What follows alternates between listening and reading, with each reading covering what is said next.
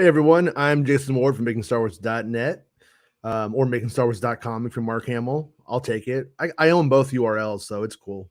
It works. Yeah, we got a little mini show today. I was working on next week's project. I've decided that on May 4th, we're going to do a pretty big day. It's going to have surprises. We're going to have some surprises on May 4th, calling it Making Star Wars Celebration. You don't have to go anywhere. You just have to come hang out with us on May 4th. It's going to be a good time. And yeah, so trust me, you're going to want to be here. And it's going to be fun. It's going to have a lot of good stuffs. I was with Rob just a second ago. I told him about the plan, and apparently he got so excited his computer exploded. I don't know what happened to him. He was here. He was like locked up, like he was in carbonite, and I haven't seen him since. So we'll have to see. We'll have to see what happened to him if he ever returns. I don't know. I mean, that's our Rob though. But thanks to everyone who's a channel member, supports the show, who subscribes to the channel. That means a lot. And who likes the videos also means a lot. It really does help. And comments in the chat. And after the video is done, if you're watching this on a replay, leave a comment and I'll still read it. We'll still answer it either in the chat or on the show, depending on how it goes. But yeah, but so once again, May 4th, Making Star Wars Celebration. It's just right here. Easy. You don't have to go anywhere. No, don't have to buy a ticket or anything, but you can support the show if you want to. Let's let you know. I got to eat. This fat face got to eat. All right. So, yeah, but we got a little bit of Kenobi news today. There was some concept art that hit the old internet, but I'm trying not to rush into it because I'm hoping Rob comes back. Him, being a visual artist and all, it would be kind of nice to hit that with him. So I'm going to try not to rush into it. We'll just kind of see what's going on in the chat with our buddy Steve Bragg. Hey, Steve, how's it going, dude? I can't hear you, Steve. So if you said anything, you're dumb because I don't know what you said. Why are you talking to the screen, dummy? God. Anyways, Steve says, my main question is, will Kenobi be referred to as just Ben only in the upcoming series, as that gives him an alias? Having the name Kenobi attached could blow his cover. To the best of my knowledge, that's how this works. Like and once again, this is a spoiler show, just in case anybody doesn't know. So hit the road if you don't want to know any spoilers. That said, yeah, Ben Kenobi is the name that he's going to go by. I think he's going to primarily go by Ben. I had heard a lot that like Leia Organa, the 10-year-old, she's like rescued by him. So we get some A New Hope vibes in it, in the sense that she's like this scraggly, pirate looking guy is her savior. And he has his hands tied to some extent. He does use a gun. He does use a blaster and stuff in this series, but he doesn't go out full Jedi. And so I'm not sure what Leia's conception of this whole event's going to be when all is said and done. Leia may think Ben is a Jedi by the end of it, but she may not know he's Obi-Wan Kenobi. Leia may just think he's, sort of a Jar Jar Binks. So when I say a Jar Jar Binks, I got to be careful with my language because people have been going insane lately. Like with the stuff that Reva's the main character and stuff like that. It goes wild. And Josh from Nerd Theory was on yesterday, and he's joking, I guess. I don't know, but half of his audience wants to have a race war, and the other half is believing that that's the truth. So I don't know what to make of it. But if anybody needs clarification, just hit me up. Oh, there you are. Someone say race war. you got pretty excited. You got pretty excited about Making Star Wars Celebration. I know, man. Like, it's funny. My internet goes out for a second, but right when you were laughing, so you're like, like stuck. I was like, is he fucking with me? Like, No, internet went out. Yeah, see, like that. I can't tell. I can't tell. I'm a sucker. I can't tell. Yeah, no, that's fair. That's fair. But yeah. So, anyways, yeah, I kind of, and I think it's also important to remember that, like, on one hand, Leia is 10 years old, and I think she's being portrayed very much as like one of those weird little kids that's like 10 but it's like 37 mentally. That's kind of like the vibe that I'm getting. But I will also say that when you do that, you also get to have that moment where, oh, but this is still a kid. And so I'm not really sure, how gullible she is. I don't know how much she's going to believe in any of the stuff. And then we know that Leia's on Jabim. We know that Leia brings, with Roken, they revive Kenobi and stuff. So she sees the Force. She knows the Jedi are a thing. Like it's just a mystical power to her, So, anyways, so I'm taking Steve's question and taking it into, does Leia know he's Obi-Wan? Is her message in the way that it's construed in A New Hope a formality? Is it like a question that you could actually have by the end of it? But I'm kind of under the vibe that she just thinks he's Ben. Ben's this guy who saves her. And I'm also gonna guess that years later she puts it all together. Maybe years later, it all makes sense to her, but maybe not in the moment. And maybe that's why she names her son Ben. You know what I mean? When she figures out how important this man was to her life. I mean, saves her brother, becomes the Jedi teacher, brings her together with her future husband. There's a lot of reasons to be honest. Very little that actually occurs in the actual series. That's all just things that occur off camera. But yeah, we're talking about, and as fans do, how do these things interface? How do they talk to each other? Don't worry, a book's coming. It'll explain all of it. The book, yeah. Pages of this. Actually, you are very kind. It will be 400 pages, but it will be about things that are completely trivial with about 6 exciting pages of Star Wars history. You know what I mean? That's what gets me. A full color map of the High Republic for no reason. Just put that out there. well, that would be fun if they did stuff like that. That actually be kind of like, I'd be like, hey, that's a $24.95 added value, friend. I wanted to get airbrushed by those guys in the 80s that didn't care about what things actually look like when they did them. Like you'd get like a Blaster Master poster, but it would look like something from a completely different property. Like it looked like some kind of Mad Max hybrid with weird like Gundam helmets and shit. And you're like, are you telling me that the NES Mega Man cover's not canon? I know it's gotten its share of shit, right, over the years. And I love it. The artist was like, look, I never saw it. I don't know. I did what they asked me to do. I don't blame the artist. Yeah.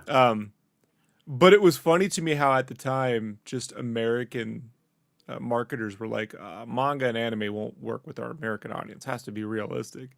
Cut to, you know what I mean? Like fucking Ninja Turtles is like the highest fucking. Yeah.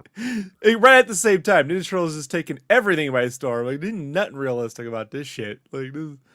But I will say it still worked. Like we had a store over here. I don't know if they had them anywhere else, but it was called Captron. And it was a Nintendo store. Every Nintendo game was $29.95. I remember. And they would have like 4 centers. It was like a big kiosk. And there'd be like the 4 world of Nintendo. And you could play like you could play, a game on each corner. It's where I got my Legend of Zelda, because that shit sold out when it first hit. It's hard to get. So I used to go there like every couple of days trying to get Legend of Zelda. I finally got it, obviously. But eventually. But while there, I would look at all of the covers and I would just be like, Bionic Commando. That looks fucking sweet. I mean, the game was pretty sweet, but the covers like rarely had anything to do with it.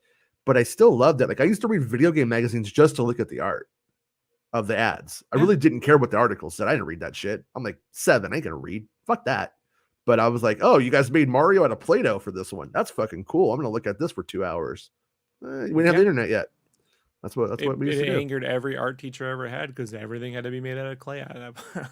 I wouldn't do anything realistic. I was like, nope, it's all licensed characters. Blah, blah, blah, blah, blah. That's my dream for a Mario game, is that someday they like take that like clay like look and really like get that like realistic in that design. That's what the graphics get there. I think they'll do something weird like that. I You wanted know. him to rip his head off in clay. But All right, back to Star Wars. Yes. yeah, maybe the reason Luke in A New Hope knew old Ben was a Kenobi was Justin overhearing his aunt and uncle mention it in the past. Yeah, well, they call him like a crazy old. He also calls him a crazy old hermit.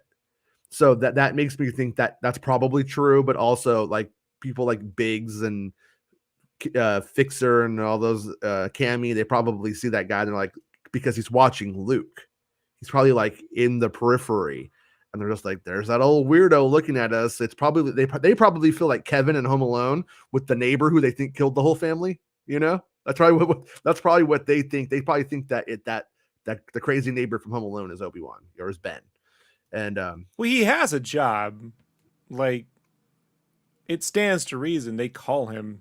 They're not going to use his Jedi name, Like, yeah, write down your name on the log today, Ben. Like, but he's not smart enough to drop Kenobi and for Luke, for Skywalker for Luke.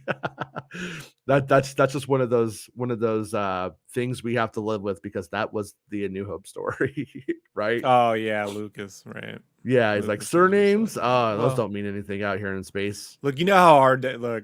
Sometimes, sorry. Okay. At some point, you got to remember, like, it's a fucking movie. Could you imagine if he was like, Old Ben Rathafar? I didn't know his last name was Kenobi. I don't know. Like, that actually would have been interesting if he had used the Star Killer name for Kenobi. But like, that's way more aggressive than Kenobi. Like, he's like, I came up with the new last name. My new last name was Ben Balls with a Z at the end, like the Dragon Balls. What do you think? Look, where's Superman hide the boots? That's all I want to know. Everything else I get. Where's he hide the boots? Is he wearing boots under those shoes? Come on. I've heard a lot of nerdy shit over the years, and I've heard the Superman thing, but you know what? I never really don't remember hearing about the boots, and that's fucking profound. Well, Jason, you never tried to wear a Superman outfit to school under your clothes before. And welcome to the 3rd grade. Did you really? Did you really wear a Superman? Bro, yeah. My mom abandoned me. I was going through a weird phase. Yeah, you do what you want. Yeah.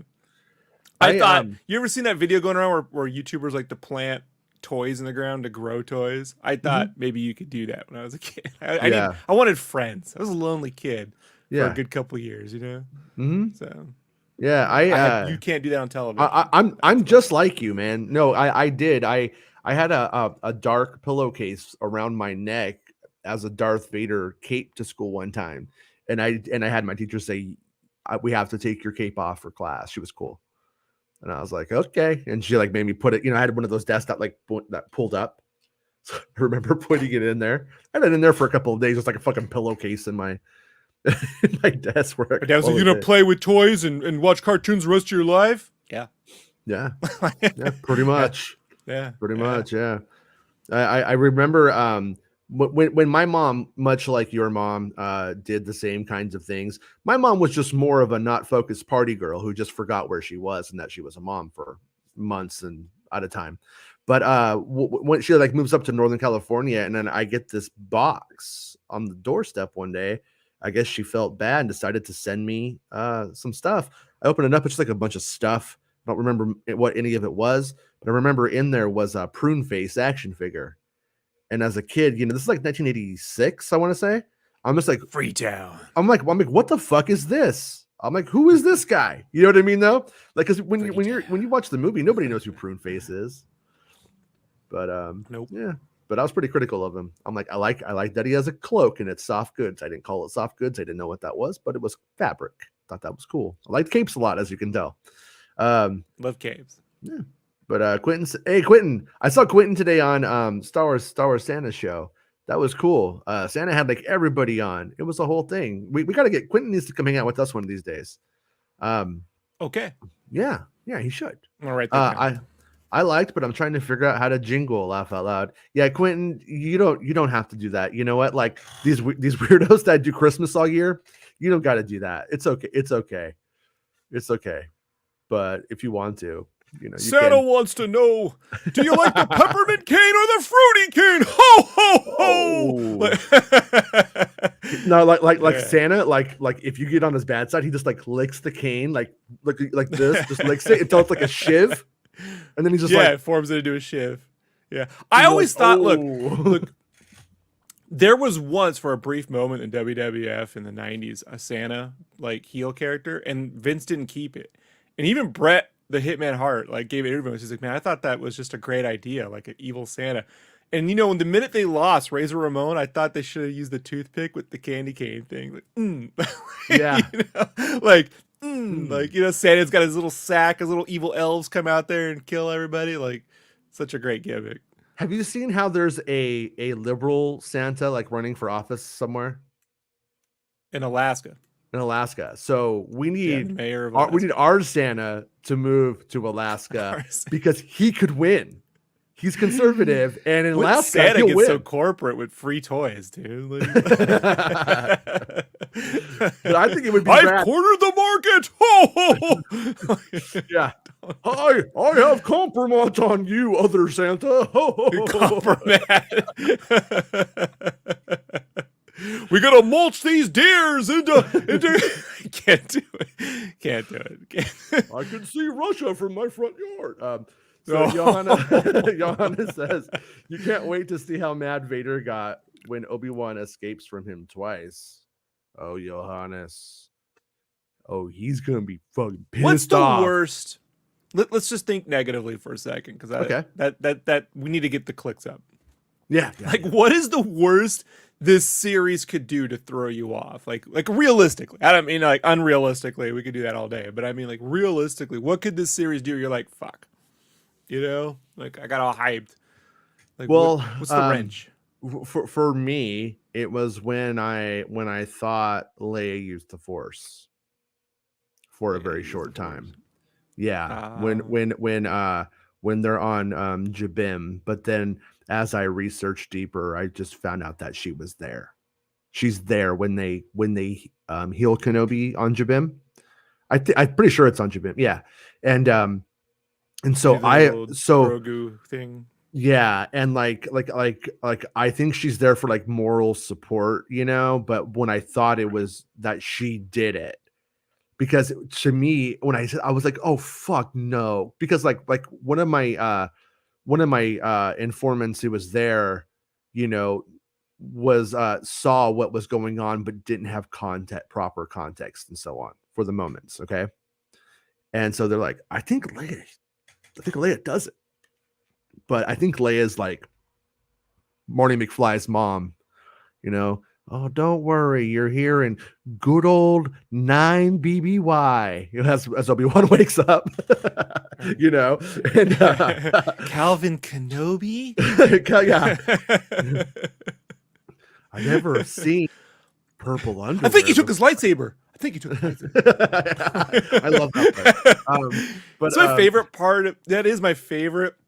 Like, that's an actor who made something out of nothing in Back to the Future 2. I got one bit. And you never saw him again. I don't think. No. I don't know if I don't recognize him from anywhere else ever again.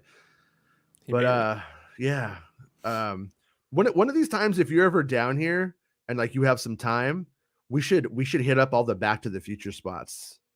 We should if I go down the next time I'm in LA, I'm only gonna make time to hang out because I got nothing else. I got one other friend, and we go places and complain like we do on the phone. Nothing happens. Like we do on the show. Yeah, but you at least know where to go. Like my buddy, like he's a cinematographer, so he just sits in his room until it's time to work, you know? Yeah. Like he doesn't go anywhere. So gotcha. But yeah, anyways, go to In and Out. So when because like you know, you can see how you have Leia and that she does end up going on that journey, and while the movie is a bit of a mess and the story is a bit muddled, she does essentially become somewhat of a Jedi master, albeit unwittingly through circumstance in the end of episode 9. Like she is Rey's. It's more philosophical in some ways, but she is sending her out on, you know, training courses and stuff like that. And she's not really a master herself, but is sort of the best that they got, you know, at the end of the day. And so there is kind of like those, I think we may see those seeds being dropped in certain different ways and explored in different ways for Leia. But I feel like you really have to have sort of a moratorium on that up until Return of the Jedi, because she tells Luke, you have a power I can't possibly, you know, when she says that to Luke at the Ewok village, and then he's like, "No, Leia." Once that happens, game changer. You could do whatever you want with her after that. In essence, I mean, obviously, when we get to her in Episode 7, she's not really a Jedi, but she could be a little secret Jedi if you want to. I don't care. You could do whatever you want after that. Yeah, I can imagine a really dumb world where Ben was like, "Look, now here's how you fly through space, but only use it," Yeah, some stupid shit like that, right? Like it's not gonna happen, but I could that would be pretty dumb. Yeah, yeah. I'm just trying to figure out, like, when people, when some of the haters want to go, well, it's gonna suck. Like, what's the worst, given everything right? Mm-hmm. That could possibly happen where you're like, I don't know. For me, it's just so far I'm 50-50 on the cinematography. Like I don't know why. Like, because the person they hired as DP did Old Boy back in 2003, recently did Last Night in Soho, and did the Uncharted film, so like knows how to get, like, that movie doesn't look like shit. It looks cool.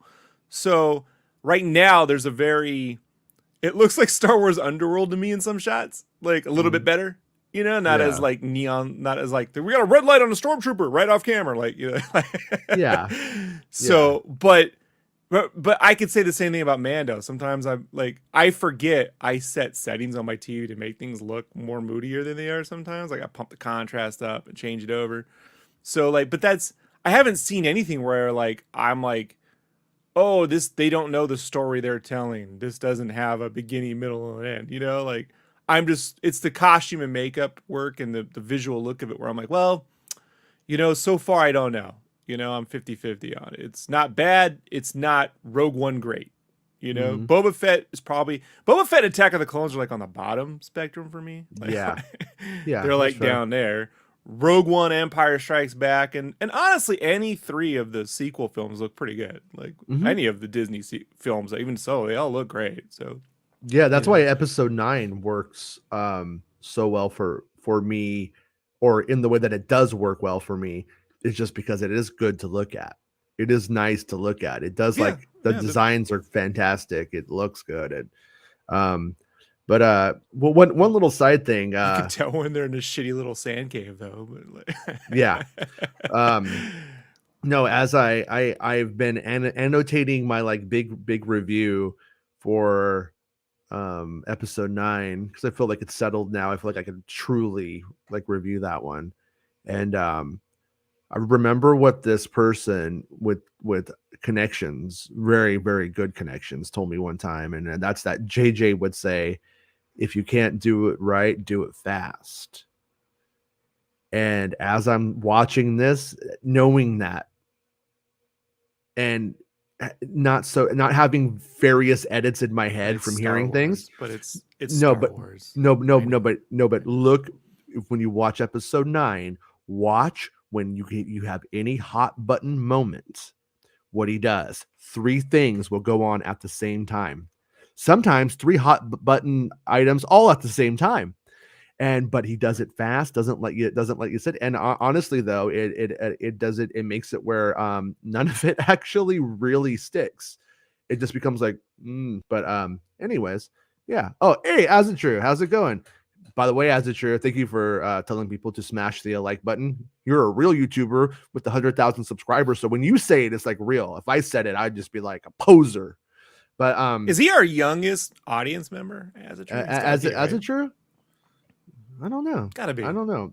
He's wise beyond his years, like a 10-year-old Princess true. Leia. I'm not saying he has bad taste. It's great. No. By the way, still playing Lego Star Wars.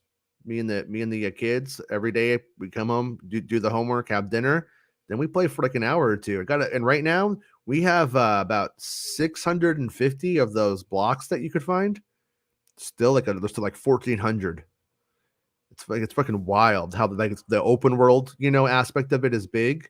I am to a place now where I think I got like how they copy some of the same things, like the types of quests are on multiple planets. So I kind of like got the rhythm down, So I think like the last part will go like really quickly. But Bespin Bulletin was like, yeah, just I want to get like the 10 billion bricks or whatever it's called that you find, like what studs, because you get like an achievement. I got that last night. I didn't get the achievement. I don't know. Maybe it's not on Xbox. But I was just like, well, okay. I sent him a picture. He was like, wait, I think you're missing some zeros. No, you're not. And I was like, I don't know. Maybe it's 10 trillion. It's ridiculous. You know, you're making Donkey Kong 64 seem tame now. Yeah. Remember like that collectathon? Now everyone's like, I love collecting. Like, all right, chill out. I know. What's funny is that like I could probably walk away from the game right now and just be like, yeah, that was cool. It's good. There's still a lot more I could do. Fine, no, whatever. I get it.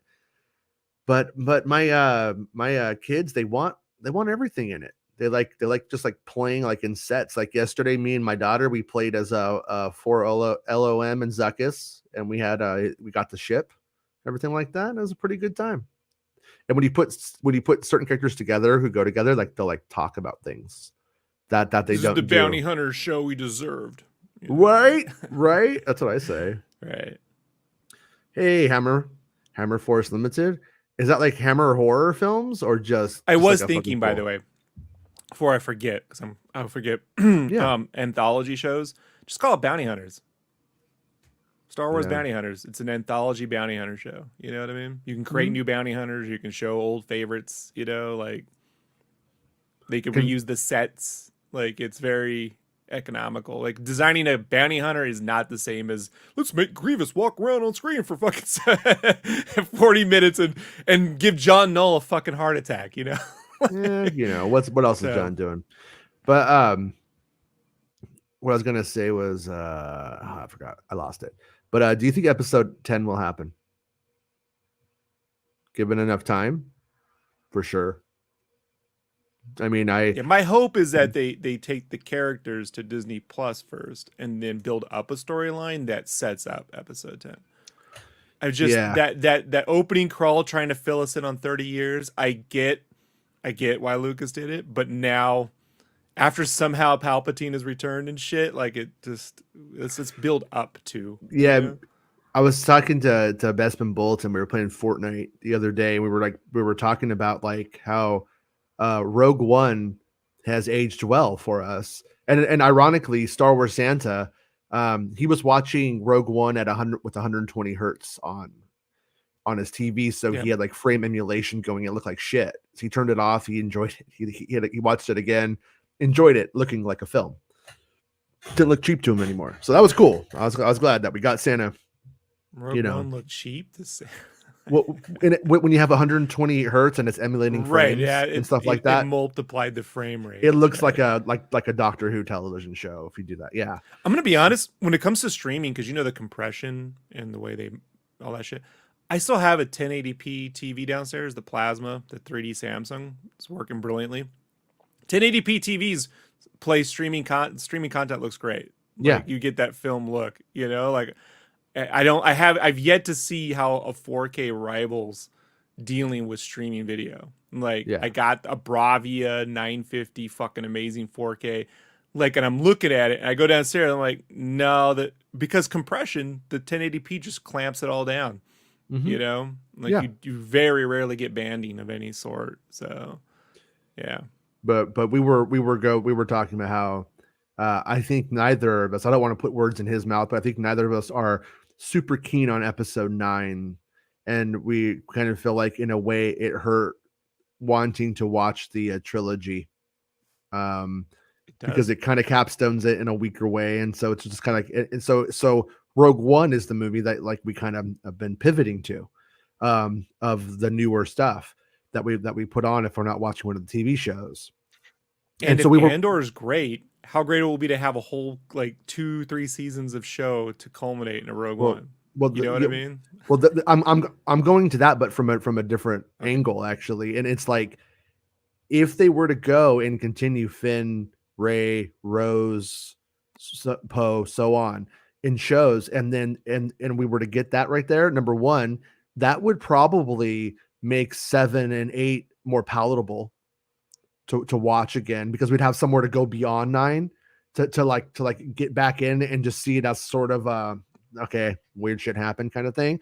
And then when episode 10 is announced, then once again it becomes, we could assume those characters in some fashion will return, and that once again opens up that possibility Whether it's episode 10 or whether it's just a Poe Dameron story or Finn story or a trilogy with all three of those heroes coming back together. Like, I think something like that happening sooner than later is ultimately a very good idea, because I think it keeps 7 and 8.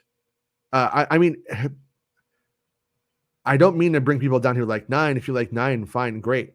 But it overall was, I think, the least liked.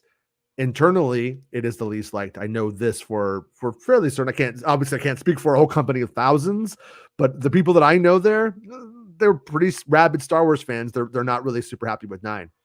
And so I think that getting back to it with those characters would ultimately be a very wise idea. And I think it'll happen. And I think episode 10 is only a matter of time.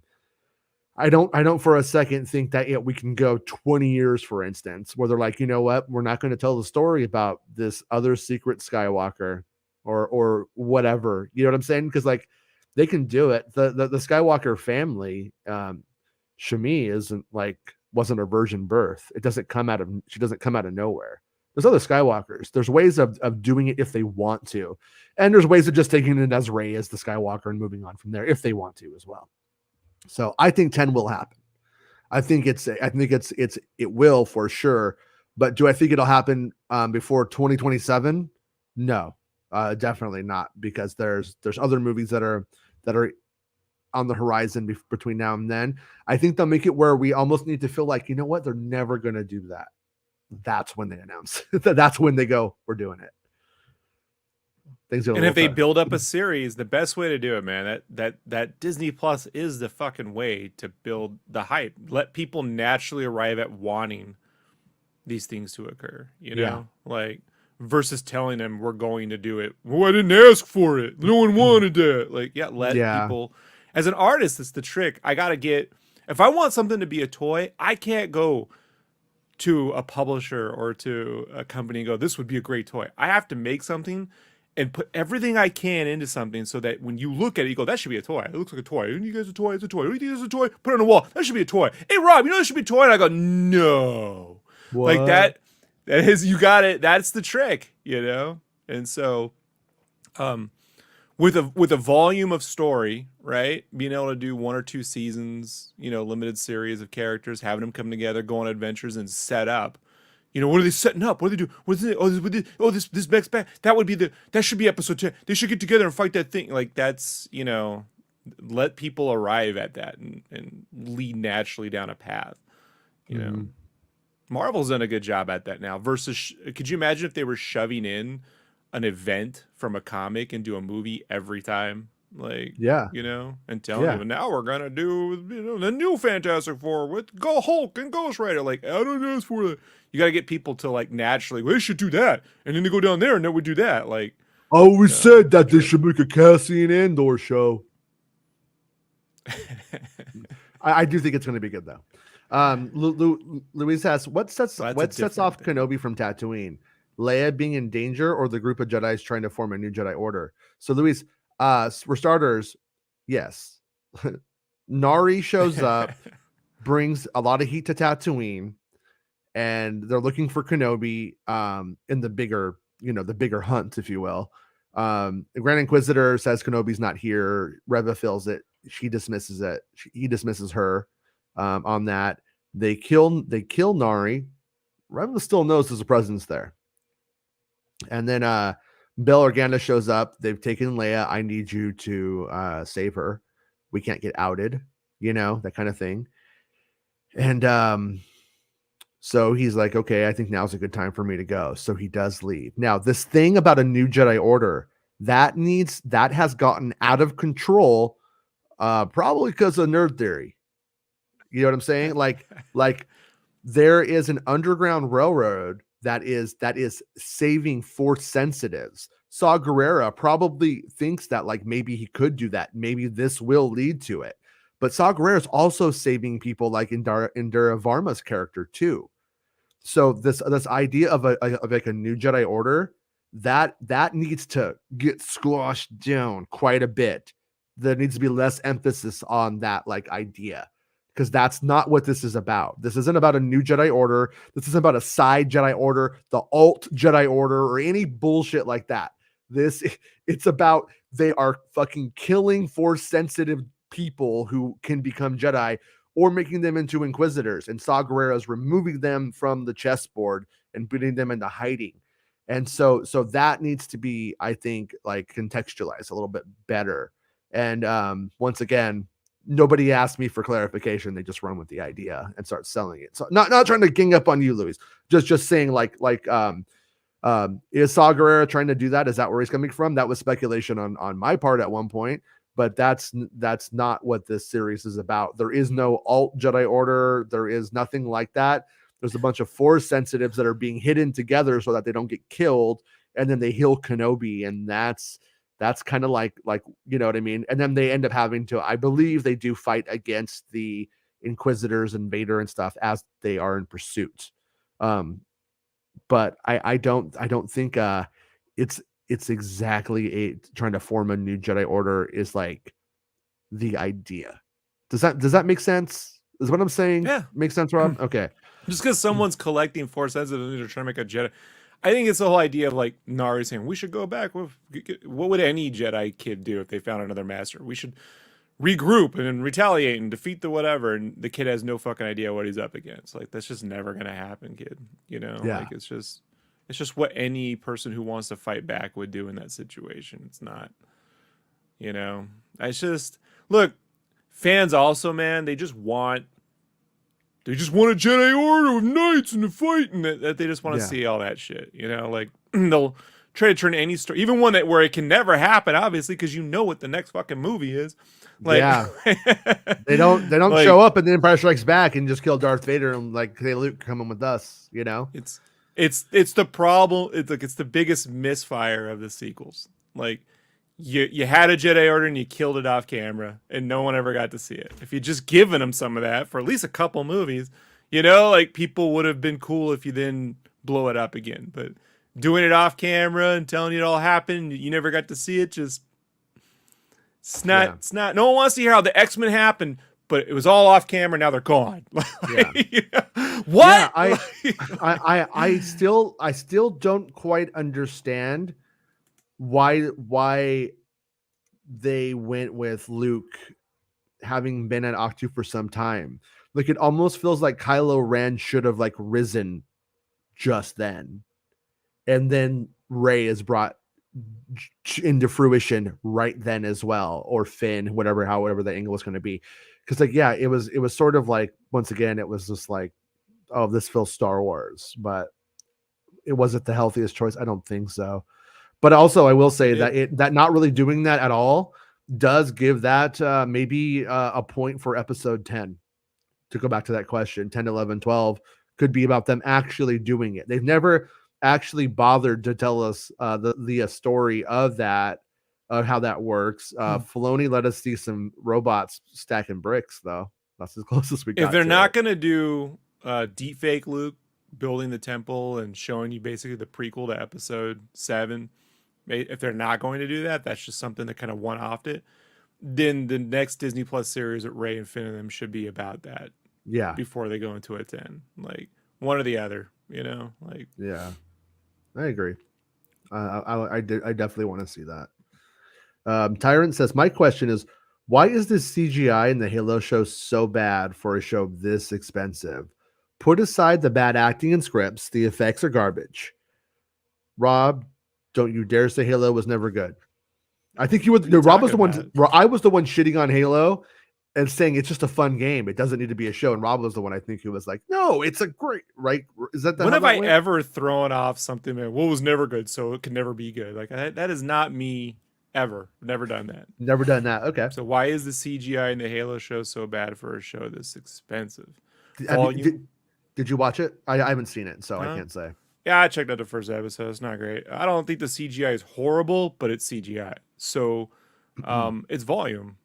You know, when people say expensive, it's very difficult to like for me to believe. Given how long a Halo was in development, like, are they rolling in all the other fucking times they made a Halo into this venture so they can write off something? Was it $10 million an episode? cumulatively, because that's what they did back in the 70s with Star Trek. They were developing a whole Star Trek TV series. And then when Michael Eisner was in charge of Paramount at the time, said, no, we're making a movie. It's all Star Wars, make a Star Trek. They rolled all the development money from the show into the movie, called that the budget. Right. So it's very difficult, plus licensing and everything else. It's that adds fees, Wait, when you say volume, you mean they filmed it in the volume, or you mean the volume of the effects? Quantity of effects. Quantity of effects. Yeah, quantity of effects. And if they did things the old-fashioned way, where they need a lot of them in a short amount of time, different vendors could be charging different rates. I know generally in visual effects, it's the lowest amount gets the deal. But in a world where chip shortages are going on and studios are broken up, I wonder what the effects. In a world where chip shortages are going on, visual effects are skyrocketing in terms of price. Making Star Wars Celebration, May 4th, it's free. You can just come. Yeah. Hey, Maximus, how's it going, buddy? Alberto asked, any news from the Lando series? I believe the last that we heard was Donald Glover. No relation to Crispin Glover or Danny Glover, surprisingly. Or the video game Glover. Yeah. We was just talking about how they're essentially starting to like work on it. The guy has like a lot of things in development and stuff. So I'm not sure, but it feels to me like it's probably a 2024 show. But because we're almost in month 5 right now. I don't see it going into production in the next 6 months. So I'm hoping for like a 2024. 2023 seems possible, but it's probably later. But for now, and once again, until we know like the scripts are done. But the last time they said the scripts were done, it was Kenobi, and we knew that wasn't the case. Remember? She's like, Kathy Kennedy's like, we got scripts, and it was just like, and then we look at the story now, it's like, no, you didn't. She is willing to blatantly lie. Let's just be honest. I don't from a certain point of view.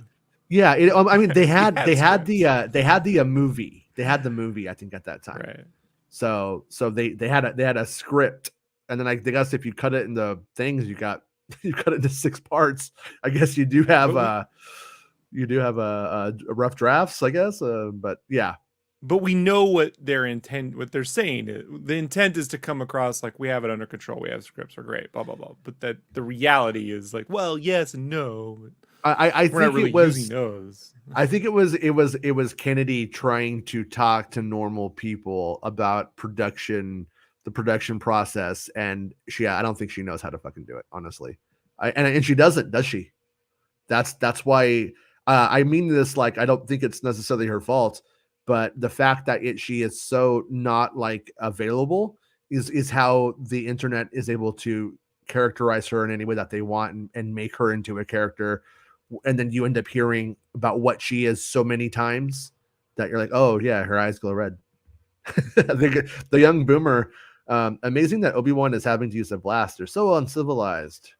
Yeah. What do you think the odds are he says that again? What do you think the odds are? I don't know. 50-50, 50-50. I never asked 50-50 people will, oh, it's funny. Some people won't even remember that was a line in Revenge of the Sith or whatever. Yeah, that's true. That's true. It's not a bad callback. It's not original, but it's fine. Yeah, I mean, that kind of shit all comes down to it being fun. Like, he knows how to sell that shit. So I think he is. I mean, if you watch just like his facial expressions in like Fargo season 3, just the way he does visually, like he can do so much without even talking. Yeah, he can go from being like a confident winner to a total loser, fucking idiot. Super fast. So he's super good. That one moment though, that one cut scene was so awful. Like I like when it's fun, but you could tell like it just wasn't fun. Remember that moment where he and Obi-Wan are fighting the droids, and then he goes Roger, and then he finishes his line and he goes Roger. They go Roger, Roger.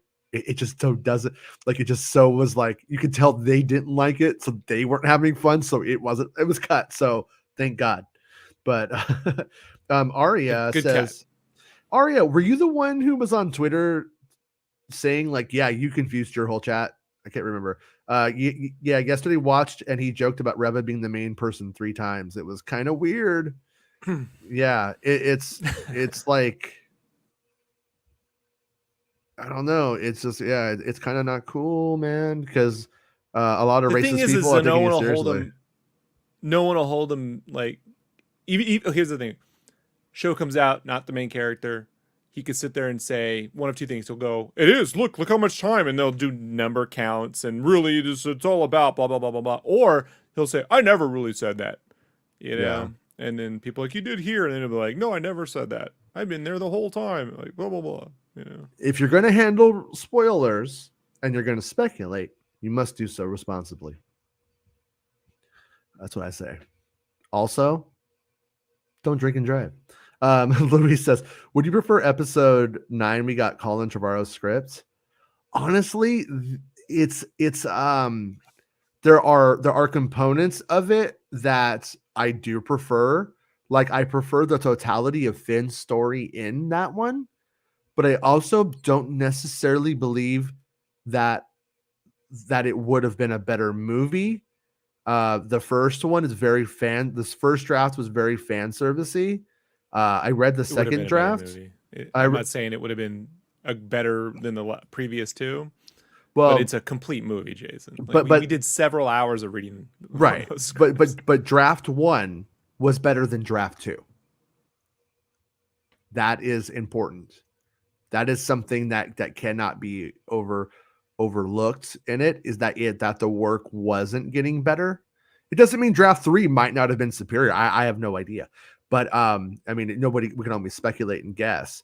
But like it's like I really don't. I just see it as a big callback mess, and the only strength in it was Finn's story with the stormtroopers actually made sense, and it actually Right. seemed to. And then like in episode 9, you do see components of it, like they just casually go, they're taking kids, and then it's like not talked about, and you don't see it, and it's just like I don't know, it's very strange. Um, I feel like episode 9 I mean, granted, a global pandemic hit, but let's pretend you can't know that in 2019, 2018, 2019.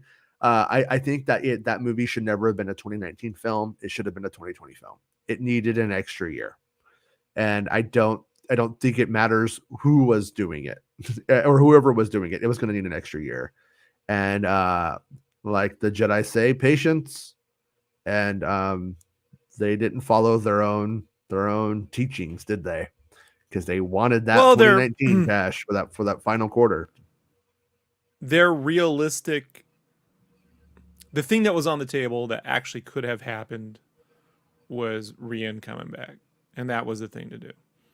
When they were up against a wall, get a guy who can write and see it all the way through, and knows how to get shit done. Like as much as I say, Ryan I'm not a Johnson, fan of.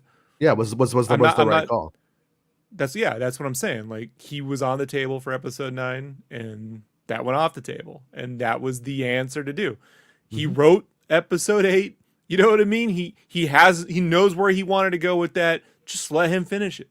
Mhm. And then we would have had a complete film, because I've said before, like, it ain't episode 8. It's a mixed bag for me, but it's a complete fucking film. Unlike 7, which doesn't complete because Luke, it's a cliffhanger no matter what you do. Mhm. 8 is a complete. You could just watch 8 and get the entirety of 7 and 9. Yeah. Through like you could leave off with that and be like, that's a standalone film. That's a complete movie. It has a great ending. I stand by that ending. I think it's really Mhm. great. So, Yeah.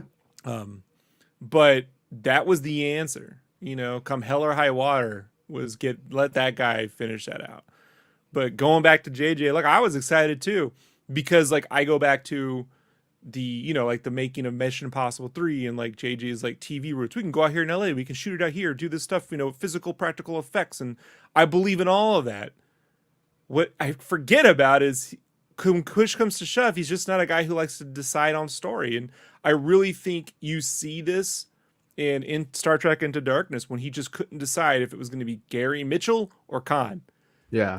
So that you can't decide what you want to do. And tons of conversations about that film. Like, why can't you just decide what you want to do? Like, what's so hard about this?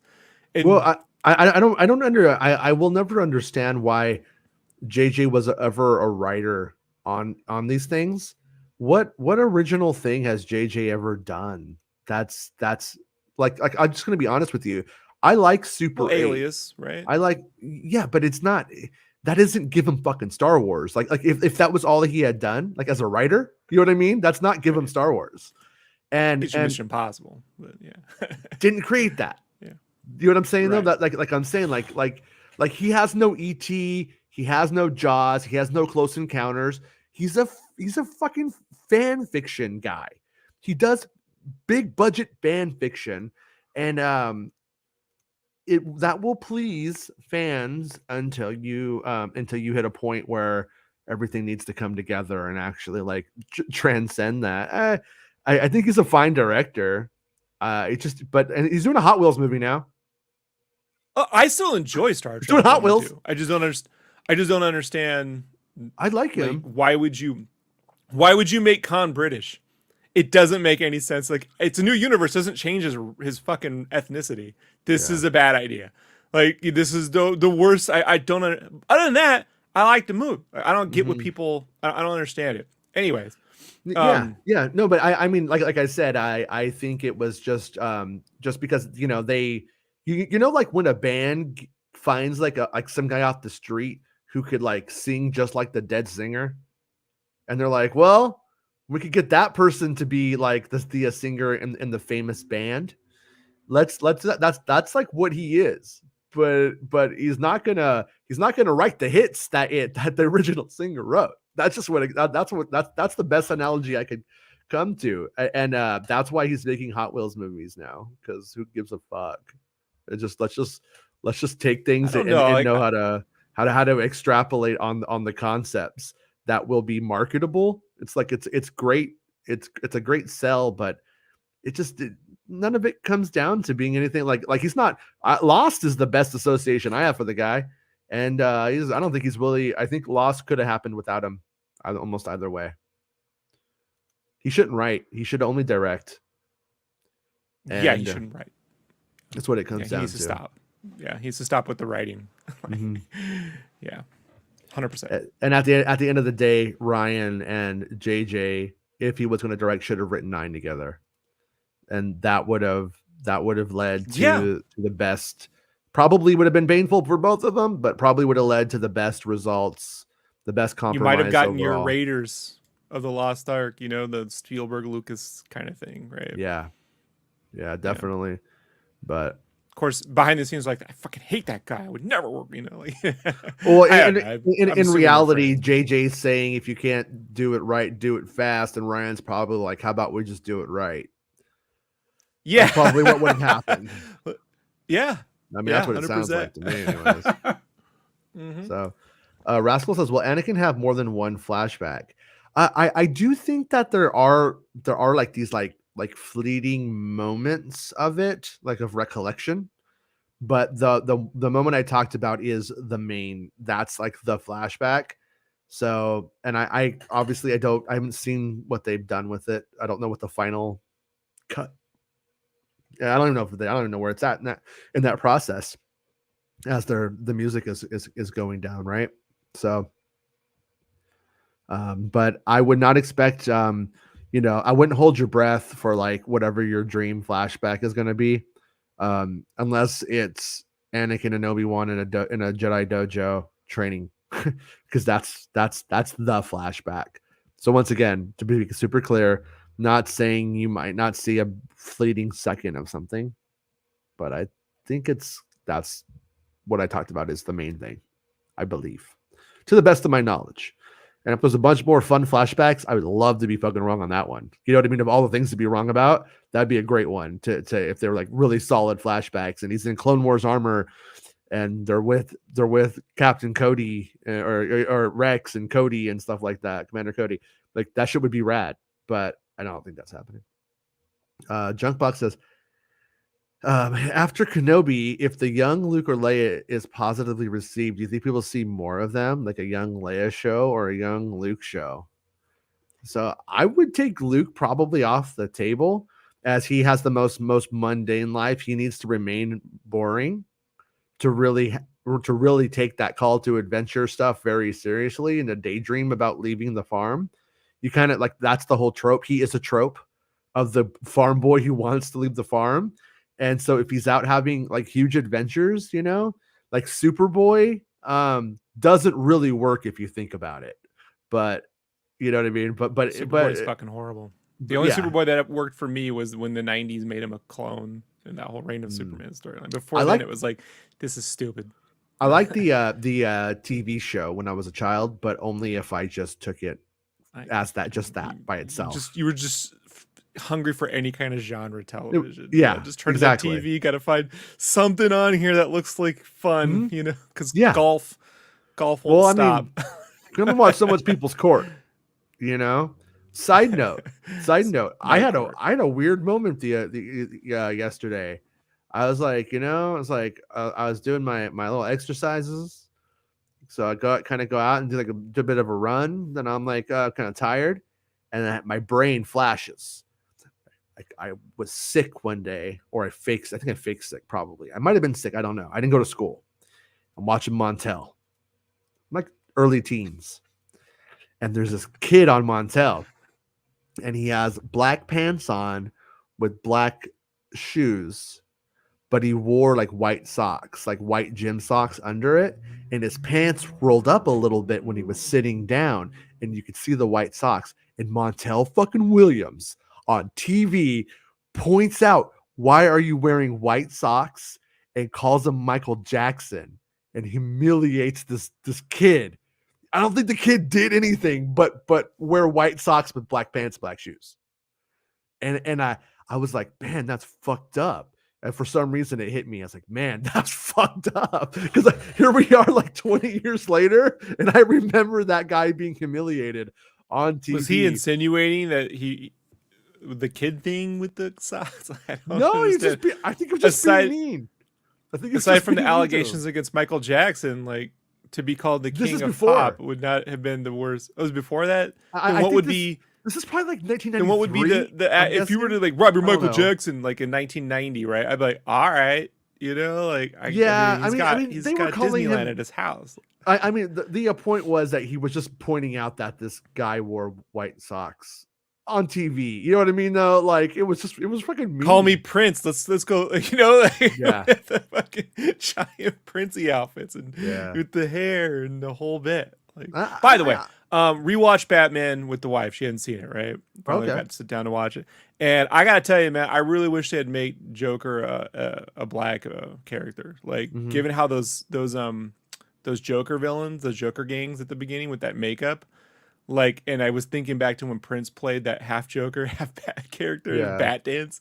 And I was like, that just would have been an interesting take that we'd never seen before, with the white makeup, like raining down on him like that. Because that gang looks way sinister, but the actual Joker's a fucking, it's horrible. So it takes me out of the film every time it's in there. I'm like, why are we sitting through this? Love the film, but that I love you could just delete that scene, Yeah, I love the movie until the very end.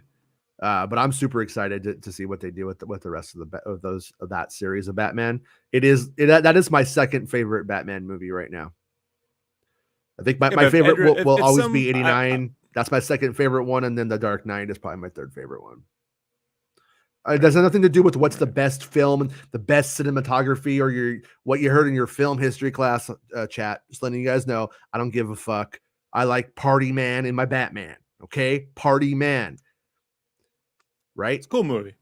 I like when the Joker defaces the art museum, draws dicks all over the walls. I like that.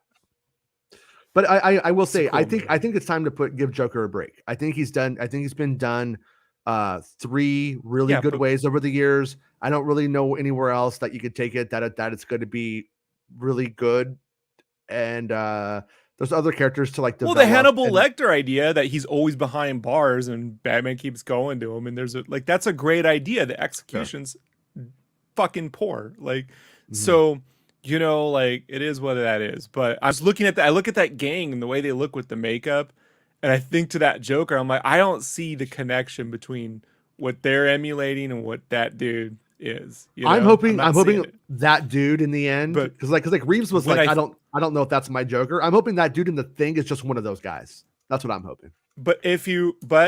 I'm telling you, for me, what was the '90 film, Dead Presidents? Yeah. Remember Dead Presidents? Was that with Like, Mario Van that's Peebles? where, huh? It's Albert Hughes, Keith David's in that film, dude. Okay. Like, yeah, no, man, dude. Like, those are the Hughes brothers. Like, Okay. Elfman did the score on that one, right? Yeah, Okay. I Elfman don't did the score. remember. But Dead Presidents, like, that's where I'm like, that's the way that would have been a different look altogether. Hmm. With the white makeup and then like a spray of blood across his face, kind of thing. Yeah. Like just something way more. You need someone smarter than Batman behind that wall, and that dude ain't it. I like my Joker looking with a nice lip line. I will say that's how I prefer my Joker. Knows how to do his makeup. Tyrant says in the book. Oh wait, Junkbox says after Kenobi. Okay, so do we think Luke or Leia there will ever be like a show? So I think Leia would be more of the possibility there, but I also think that's really dangerous like territory to go and to like deal with because She'd be a good cameo here and there, maybe on like an Andor, if like Bale was taking a fake meeting somewhere and she's along, kind of thing. yeah. But a Leia show where she's secretly, yeah, I don't, Like and we know. know like in the books, that they kind of kept like you could tell you could see like where like with Kenobi and Land stuff, like they try to like leave, they try to give it space. But they kind of made it sound like Leia really wasn't very active until she's like about 14. And which gives them about 2 years to start working with Leia, but it's or 5 years to start working with Leia before they get to like A New Hope. Before she was 16, by the way. Now she's 19, I guess. But so anyways, yeah, I don't see anything with Luke, but I could see Leia, and we'll have to see how we feel collectively, culturally about young Leia and that concept, because this might be it. You know what I mean? Like this series right here might be where we get where we got it, and that's it. Because it does feel like it's kind of funny when you see the games going around with Rev as the main character and it's a bait and switch. I would actually this isn't happening, but I would be more concerned with the bait and switch being this is actually a 10-year-old Leia show and not a Kenobi show. That is actually more of the real possibility, is that she's a scene stealer and becomes like actually like, you know what I mean, where the emphasis is. But I just dumping fuel on the fire. I know. Like well, if you're gonna bullshit, get better at it. But the thing about it is that she's a white girl. See the difference? Oh, That's they'll why shit on that. that I mean, look at Daisy Ridley no. had to deal with that nonsense. Like, No. I'm talking about why is one a more hotbed issue, because they could mobilize races. And I don't care what anybody right. says. But I didn't never underestimate the masochism and the anti-feminist movement within the races as well. So yeah. It's like you're taking two things and then you make the super asshole. The super asshole. Go watch these guys talk about Captain Marvel. Yeah. But when you take feminism and you take race and you put it together, super issue. So super fuel. It's the Monster Energy drink of internet outrage. Tyrant says, and the book will be written by Alan Dean Foster Jr. Yeah, Alan Dean Foster Jr. is the best one. He's like, and then Princess Leia said, and now the Force has awoken. Star Wars Anna. When Obi-Wan hangs out with Dexter, can we call him Benny and the Jets? Yeah, I see what you did there. Oh, 70s references. Kenobi. Benny and the Jets. I kind of started to go Fat Albert there. Billy Joel. Artists are like kickers in football. They have one job to do, and when they fail, they deserve all the blame. Yeah. Get them. Sorry, Rob. Hey Baymax, how's it going, dude? Oh yeah, let's look at the Kenobi art while we're talking about artists for a second here before we forget. Let's do it because I'm glad they're sharing this. I do question the timing on that one. A little bit It's weird. Jamie Costa. No, Might have been a better way to start the rollout this week, you know. But you know, I feel like they added a little bit of the Alec Guinness nose, yeah, yeah, to that, yeah. and then added a little bit of the Alec Guinness eye color, I'd say too. But then kind of give him the rest of it, give him the Ewan McGregor look. Pretty cool art, by the way. So costume designer, I can't Laria Lob. I can't really read that at the size. Sure. Let me see if costume concept artist Fuentes. So it looks like it's two costume designers together who did this concept art of Obi-Wan Kenobi by Daryl Fuentes, artist courtesy of Lucasfilm. Obi-Wan Kenobi. Yeah, it was kind of funny. After the show yesterday, I watched the trailer and I was like, oh yeah, you can see Kenobi's wearing that outfit from the screenshot we got yesterday. When when he's like on the train, like how Chris pointed out, and when he goes to like that place to like wash up or whatever, where you see all the people like walking, you see him in the foreground. He's wearing that outfit there too. So yeah, but I you know, it's like we like it, but it's cool to see. But what it might have been a little cooler to have seen this one before. I gotta be honest. We already saw this one, didn't we? Like, wasn't this one pretty much already in that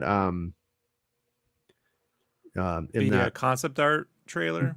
Yeah, where we saw like it's all more like Mark Hamill right there. To be it honest. It does, yeah. Like that's where Luke should have. He's just gone back to Tatooine. He's riding Eopies and shit. Looks like it's got a little head at the front. It does. Little Cylon. Like a little helmet. Yeah. Yeah. That's Obi-Wan going to work. And then this is, I guess, the Inquisitor. Such a Kenner toy.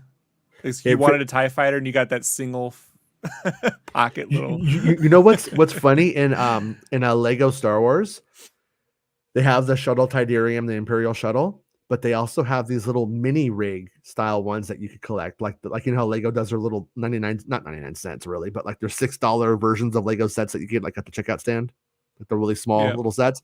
They make one of those of the shuttle Tidarium of the Imperial shuttle, and I like to fly the big one, and my daughter flies the little tiny one, and I was like, hey, look, when I was a kid, I basically had that toy, you know, and I showed it to her. I loved that the little tiny one. I remember putting Darth Vader in that thing because the Imperial shuttle didn't come out for like a long time. It felt like, anyways, as a kid, it was a long time. But yeah, I mean, it's cool stuff. It's cool to see, but it doesn't really, you know. I would love if they made that into a toy though. I totally would buy it for my kid. Oh yeah, before I forget, I keep talking about Legos. So yesterday morning, my kids got dropped off, and I was walking my kids to a school. You know, they like it. My son's in tears, and he spent he got a little bit of cash, and he went down and he got himself a Lego set, and he built it. But when he was bringing it over to try to show me, it fell apart. So he's like all upset. Like in the morning, he's like all putting it together, and but he did it. He said I could show it on the show. That's what he said. And yeah, look at that. Yeah, right. All right. Look at little TIE fighter pilot right there. You know, he did it though. He did it. And he said his review of doing this was, when I started it was daytime. When I finished it was nighttime, but it felt like it was a minute. I was like, he was in flow. He was in Lego flow. So. Yeah, I got friends that go, you ever try meditation? I'm like, I draw, man. Like I disappear in my own head for 12 hours. Like I don't need meditation, you know? Like yeah, I was watching that one dude from the Darkness. He has like a YouTube channel now. And like he just like goes over music and stuff.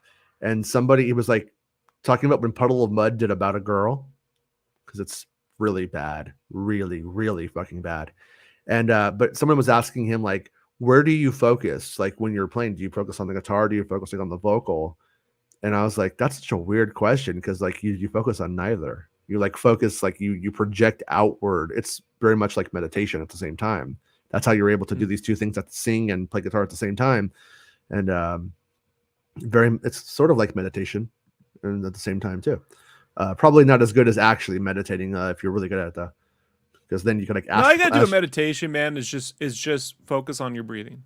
Mm-hmm. If like you can do it anywhere. Like if you go to my friend was a Buddhist monk, and so like they have a really cool temple out in San Diego, and so like all you have to do is he's like, Rob, even if you're at the grocery store, wherever you're at, just focus on the more you focus on your breathing, just think about your breathing. You can do this for a minute. You can do this for 2 minutes anywhere. That's all it is. It's not keep the thoughts out your head. Just only only think about the breathing. That's all you have to do. And it's very relaxing. Like I found that I've had to do that when I get on an airplane. Before COVID, I haven't been on an airplane since, but the seats are too fucking small. I get anxiety now. Like, Sure. Yeah. Fuck airplanes. Yeah. Dale says I've been listening to my phone since it popped up, but I'm just getting on my computer. All right, good job, Dale. How you doing, man? Junkbuck says, if we have a Star Wars Santa, do we have a Star Wars Krampus? I have a Star Wars Krampus for a day. That's what my old lady gets. Ho, ho, ho. Santa, don't do those jokes. God, he's from another era, that Santa. So Eric says Santa Claus was portrayed by future ECW star Balls Mahoney. Mahoney, Santa that's a great name. And should just keep that name. So, anyways, yeah. So what do we got going on here? Arya says, I hope that Vader is insane and ruthless, destroying anything, killing his own stormtroopers and a ton of Force users. Yeah, he's gonna be a big asshole. Don't worry. We're gonna get Darth Vader, and he's gonna be a bad guy. Don't worry about that. Whoa, dear Grove Christoph says, but doesn't Vader say when I left you in A New Hope? So I'm curious how they do that in the last fight with these two. Like Vader loses, but is the one leaving? You know what? I think that part is kind of like might be from a certain point of view, you know, but more on that. Okay. Maybe check back at Making Star Wars Celebration May 4th. As it's true, I'm 23, so maybe. And as it's true, good job, man. Being 23, just get 100,000 subscribers. You're on it, dude. You're on it. You got it. As it's true, it is 10 billion on Xbox too. Must be another glitch they've got to sort out. I'm having a blast taking my time with the side quests in between videos. The Jedi Temple and Naboo ones have been my favorites so far. Yeah. So far, I don't know if I have like a favorite. I think the one I liked the best was Coruscant. In general, I think I've pretty much done all of it now. I have maybe one or two things to get on Coruscant, but I enjoyed the Coruscant maps the most so far, and yeah, good times. The Young Boomer says Star Wars Episode 10 somehow Palpatine returns again. Yeah, it's I think they won't do Palpatine again. I hope. I don't know how they could ever make that work. I think they had their one shot. Surprisingly, I never was a big fan of how Palpatine returned in Dark Empire. I didn't really like it, but I was like, okay, but it felt very sequely in a bad way, and I was never a fan of it. Even as a kid, I found it very unsatisfying, but I was okay with having the adventure back in my heroes. So I was like, I'll go with this. And I hoped that in the 20 so years that they had to figure out how to do it, there would have been a better way. And instead, they were just like, we just won't tell you how we really did it. That's how we'll do it. we just really won't. Just really won't tell you. Not really. So, but yeah. So, anyways, the Crawling Haze says, Last Jedi did not work for me. Rise of Skywalker at least gave me some Star Wars porn to watch. Look, TIE Fighters, AT-ATs, Emperor goes, bzz, sure. Yeah, I mean, but I don't. To each their own, cat, and yeah, to each their own. I will take coherence over jumble fuck any day of the week. Yeah. and the Last Jedi is coherent. I mean, I still think that you get I still get the same visual love out of Last Jedi, even if I disregard that. But hey, you know, I don't think anybody would go something doesn't work for me if it secretly does. You know what I mean? Like we're not 9, we're not trying to be cool in middle school or something. So it's like, yeah, Yeah, I'm it not doesn't trying to work. convince you why. Yeah, You know, you're yeah, wrong. You have to yeah. admit you're wrong. Like, But I do think on this show we do reserve the right to bust everyone's balls about their opinions, good or not, because that's just how we do it. The young boomer says the main problem I had with the sequels was how close they are together. I get it narratively for 7 and 8 to be that way. However, 4 and 5 have an obvious gap where Luke have obviously developed. Yeah, well, that was I kind of come at it from the other angle on this one. I felt like episode 9 should have been the very next day. I felt like when you did 7 and 8 like that, you should have just 9 should have been right after as well. I don't think that there should have been any time, but they did put time in between those two. The problem is that all that developed was banter, and Leia and Rey can do obstacle courses. You know what I mean? And that is kind of what Star Wars is. You know what I mean? At the same time, so it's like I'm critical of it, but at the same time, it's like it's what Star Wars has been. Yeah, doesn't need to be what it is. You know, that's a good point. I had felt and hoped they would have done something clever on episode 8 where, you know, so, you know, Ryan wanted to continue that scene. That was his whole deal. Okay. But the stuff with the other two is occurring over a larger period of time. So when we go to Rey, we're seeing this, and then we're seeing 2 timelines, but when she leaves the planet and catches up to them, there was like a 2-year, she's on the planet for like a year. Mm-hmm. When she catches up to them, that other storyline we've been seeing, like there's ways to show different time. That would have been the interesting, when you cut to them, you're seeing at a different time point, you know, and then she catches up to them when they finally arrive together versus all of both A and B story occurring at the same amount of time. They did this in Lost season 3. Yeah, I'm fine with that.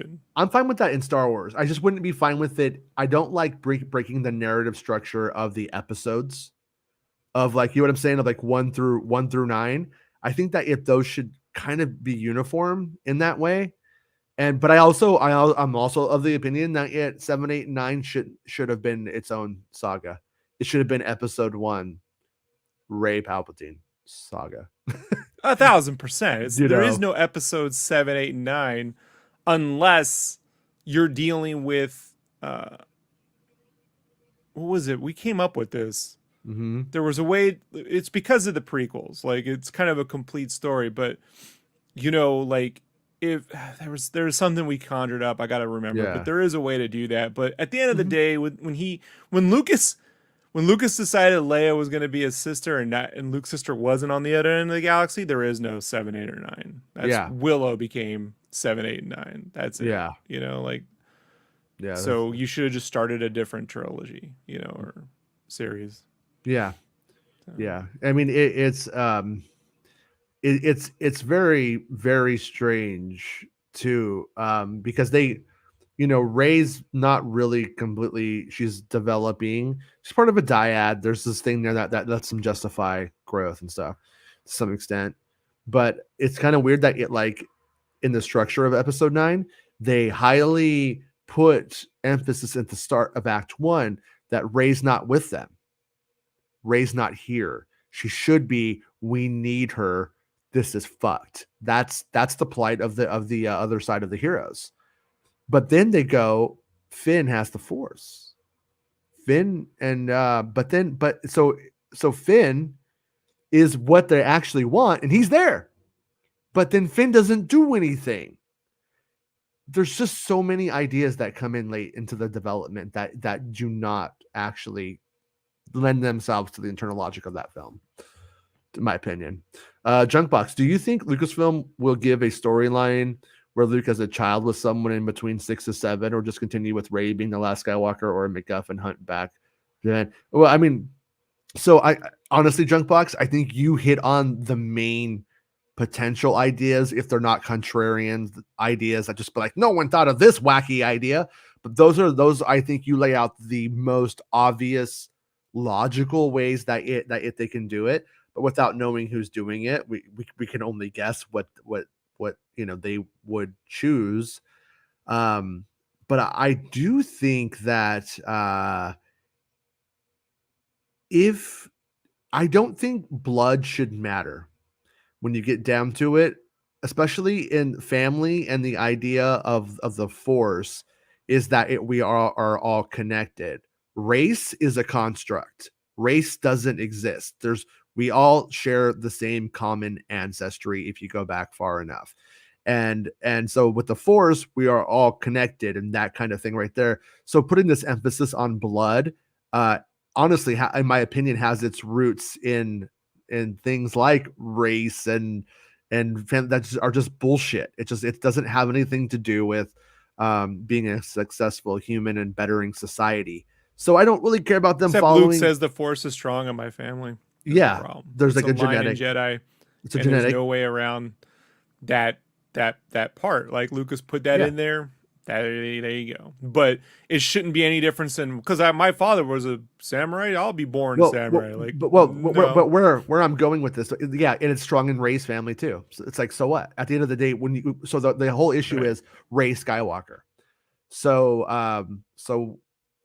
will the culture let that go ever?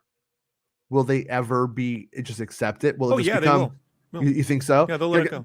Because I'll tell you why. If they don't, I think that would be where they would take the story. They would I'll tell you why legitimately make her they'll a let it Skywalker. go. Because the culture likes the prequels now. Yeah. And if you can get the mass fandom behind the shitstorm that was the fucking prequels, the one that made Lucas want to, I don't want to fucking do this ever again. Yeah. Then yeah, they'll forgive pretty much anything. Like, look, the fans got over Batman and Robin. Now they're like, I want Mr. Freeze in a Matt Reeves movie. They're like, no, Mr. Freeze will never work. Arnold Schwarzenegger can't work. They move on. This is actually the benefit of having something like a Marvel iterate over a bunch of movies. People go, well, that wasn't for me, but this one was. And I think they're learning that over time. The problem is when marketing tells you this is the greatest thing ever, this is the most special, once in a generation, whatever they do to market these next generation of films, they can't go, a saga has they got to stop with the pretentiousness and just give you the adventure. Yeah. Like that branding is a problem, like the prequels didn't help it. I could see a highly romanticized story where, like I said, they resurrect Ben Solo and Rey immediately forgoes her Jedi teachings in it. She's not supposed to go in bone, but then in the romance they are swept up, but he has to do something and he's not supposed to be there and he's going to have to die again. Enough time for her to get a little baby in her. Ben Solo. Yeah, but I think, is he Kenny? I can't die. But yeah, basically. I mean, because eventually all of the characters, if they continue the stories, have to die. But I do Force Ghost babies. But or they just fucking do it where she has the Shmi Skywalker effect through some magical thing, and now she's going to be a mom. But it's a hard one to do as well without making it seem like they are just turning Rey into a mom, like in a bad way. And I don't think becoming a mom is bad. I don't think becoming a mom is anti-feminist, but they have to do it in a way where it would not seem like they were putting Rey barefoot in the kitchen, like that would be that's I think the crux of that concept. Maybe, I don't know. We'll have to see. Ben says Reva turning good couldn't be more telegraphed. Think so, Ben? I think we'll have to see. By the footage or by our conversation? Because by the footage you can't tell nothing. By the footage you can't tell anything, but also I'm curious as to what Ben thinks. I want to know what Ben thinks. Rick Jones says Luke Skywalker didn't bone. Legends Luke boned. I'll meet you in the middle and say that both Lukes weren't going to be good at it. The crawling chaos says, "Oh, forgot to say hello, people. Yeah, yeah, say hi to me, man. Come on." No. Ben says, "Reva is the only human Inquisitor and looks pristine." Well, so does Darth Vader, and so does they all look pristine. I don't really know where you're going with that one, honestly. Ben isn't filthy. Like, all right, man. If you are you saying what you're seeing, or do you have a person? I don't know. I don't Yeah, know. I don't know. We'll see. Borno, any updates on Clone Wars flashbacks to Kenobi? Rumors earlier of a Clone Wars set. So Borno, I the one who put that stuff out, but Clone Wars set isn't Clone Wars. It's Jabim, but it's not Jabim from the Clone Wars necessarily. It's present time, 10 years before the Battle of Yavin Jabim. And then we flash back to Kenobi and him in a Jedi dojo training. I don't know if there's anything that was shot that I don't know about. So that's what's hard. How do you know what you don't know? Sometimes there's something there, you don't know what it is. But I never got anything about them shooting Hayden and Obi-Wan on the Jabim set and flashbacks. So is it possible? It's completely possible, but I don't think it's likely. That's where my head is today. Ben Bamboo says Halo has been overrated since its debut. It's just another shooter. Okay. All right. Apathy man over here, like I'm really not real fun dude to hang out with, man. Everything's overrated. Elden Ring's nothing matters. You know what why am I on YouTube? Fucking stupid. Like yeah. don't I take away liked, people's fun. I liked Halo because I was able to play it with all of my idiot friends. But in 2022, it's not like something I actually want to revisit. So I'm not exactly on like them, but but also at the time, context Spider-Man matters. was done before 2001. Fucking stupid. Yeah, it's just I don't know where you're going with any of this. You don't like anything. I got you. I don't know what to do, man. Like Young whatever. Boomer says, "My worry is Disney are going to ditch the sequel era, and it won't have its Clone Wars style renaissance." I'm not a fan of the films, but to some people, the sequel era is their era. See, that's the thing is like what matters is the exposure to a large amount of people, and then them caring about it over years. So what needs to develop in the end is a nostalgia for those films in that time. Now, I don't really know. We know how it's played out classically. We know how it's played out with the prequels and the Clone Wars, but the main difference between then and now is a constant steady stream of Star Wars in between that does somewhat dilute the pool. It muddies the water, or however you want to look at it. It makes it where there's other things that you are able to be pulled to. Like I was able to watch the Clone Wars series 4 times before new Star Wars came out. And today when a new series comes out, I don't get that much time with it before we're on to the next thing. And then I of course can always go back. You got plenty of time to watch Boba Fett over and over again. Exactly. But that's Just leave it on.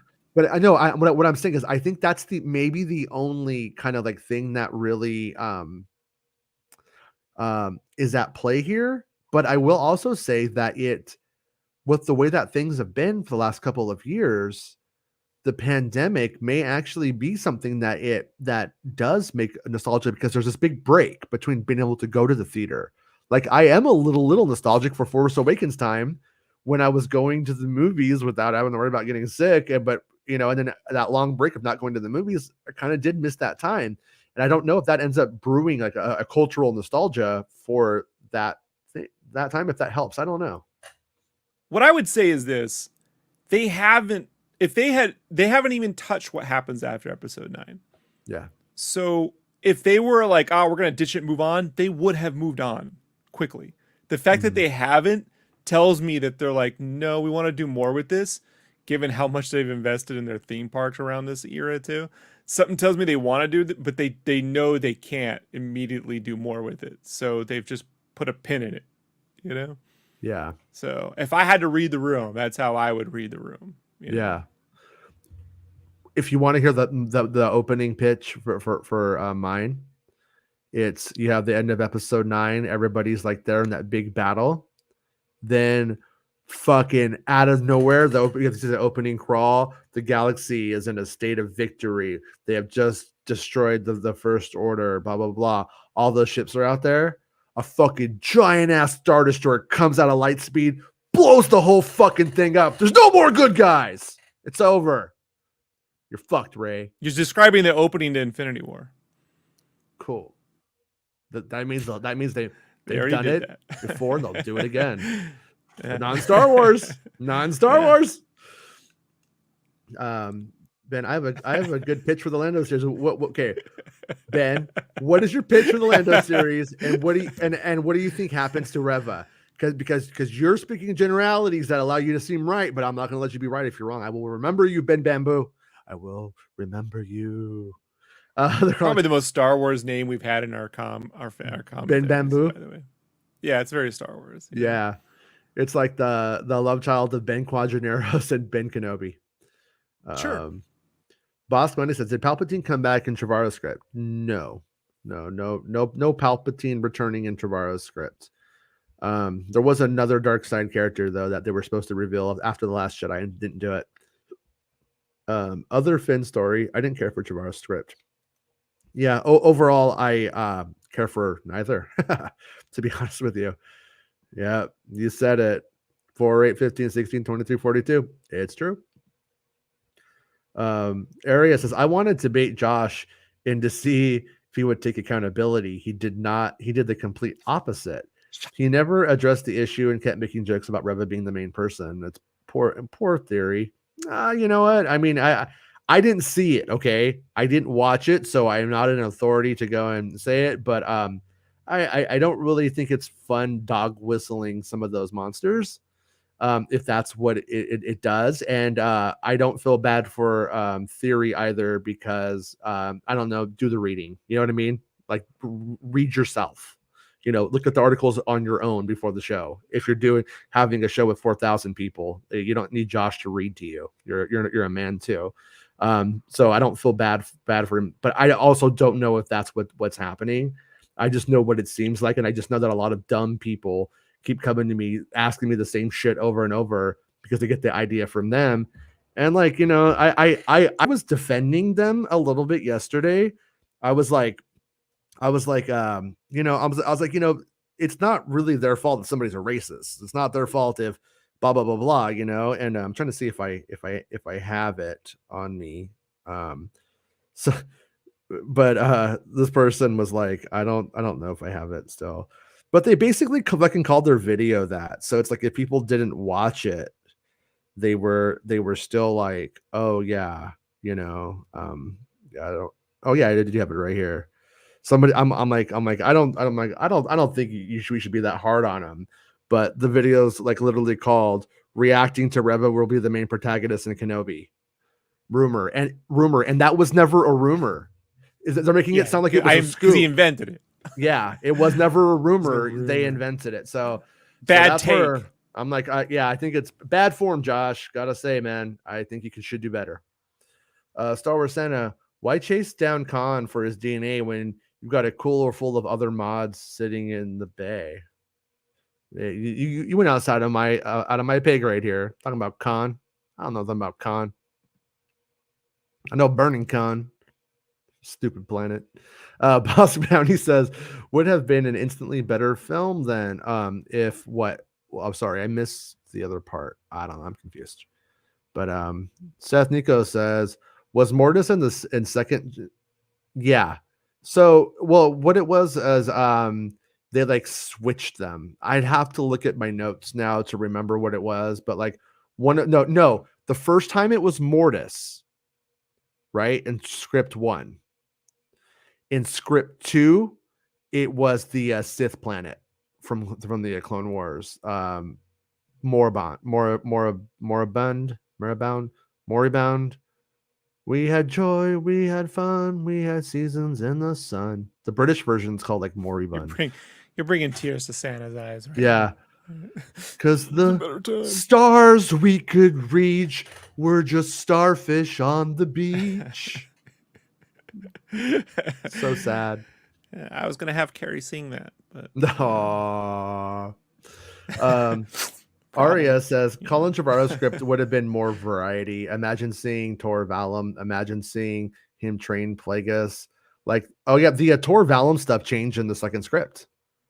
Aria, I printed my notes. If you have never read them, you can look up. You could do a search on MakingStarWars.net, and you could find. I did the whole layout of that whole story, and you could compare it, and you could see how that changed. So, like I said, if you were in love with a lot of stuff in the first script, it changed anyway. So it's not fair. I don't hold it against them. They didn't get to finish their like movie, but I've also seen the Jurassic World movies, and I don't know. I don't really expect anything better anyway. So who cares? It's a wash for me. It's a wash. Santa, think we could get Jason to talk about the future of TVC, the vintage collection and retro lines without the bubble packs? I gotta be honest with you. I've heard a little What bit every about fan that. is aching for on this channel. Sorry, Sam. Read the room. No, well, I mean, no, I have to say, I just my guess. I don't know all about it, so I don't want to overstep. But I will say, I think if you're making a collectible item that is not really going to be opened in actuality, and you're selling it to remain closed, I say do it how you've always done it. If you're making a disposable toy for my child, do whatever's best for their future and the children, the environment of the children who will be playing with that toy. That's actually how I think the correct way to go about that is. And I will say, I don't think the like CRV tax is a bad idea. Maybe they should put one on those collectibles if they're going to use a certain amount of plastic. I don't know. Maybe that's the way to go too.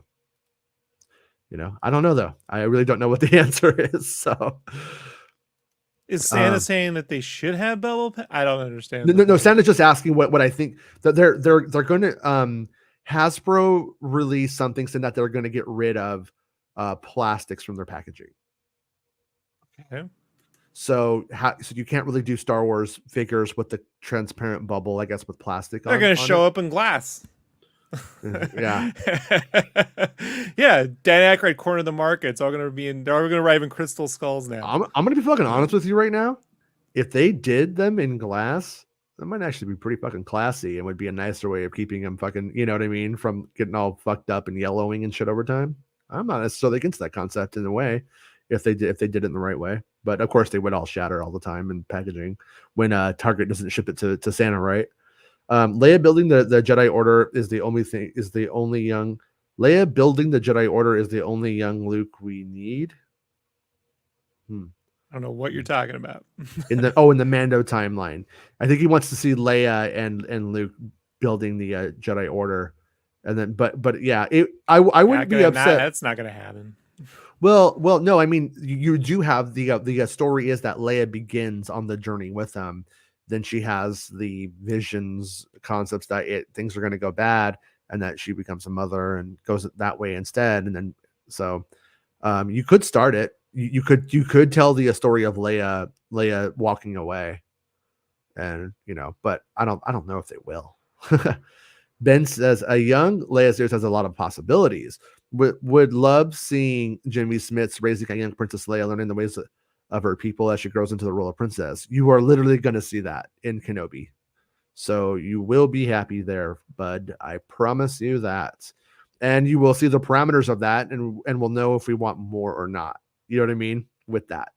I don't know what to expect. I'm super excited about seeing Alderaan. I just always wanted to see it. And then we see that one shot in Revenge of the Sith. I was happy. I was perked up when I see it. Like, there it is. There's Alderaan. But also it's going to be kind of cool when we see Leia on Alderaan. And Jimmy Smits learning the ways of her people. She goes in the role. You just described the book of Boba Fett. So yeah, I don't know, man. It's learning the ways of the Tuscans while I grow into my role as daimyo. Like I'm not interested. It's not a kinetic adventure. I think Star Wars works at its best when there's an adventure. It can be a spy adventure. It can be a treasure adventure. it can, when Star Wars is sitting around pontificating over the intricacies of the Jedi Order and shit, it's not, you got to do that while other shit's happening. Let me ask you this. Leia comes from a pacifistic culture without weapons. So therein lies an implied friction. They pick up arms. They go to war. They maybe start not necessarily there.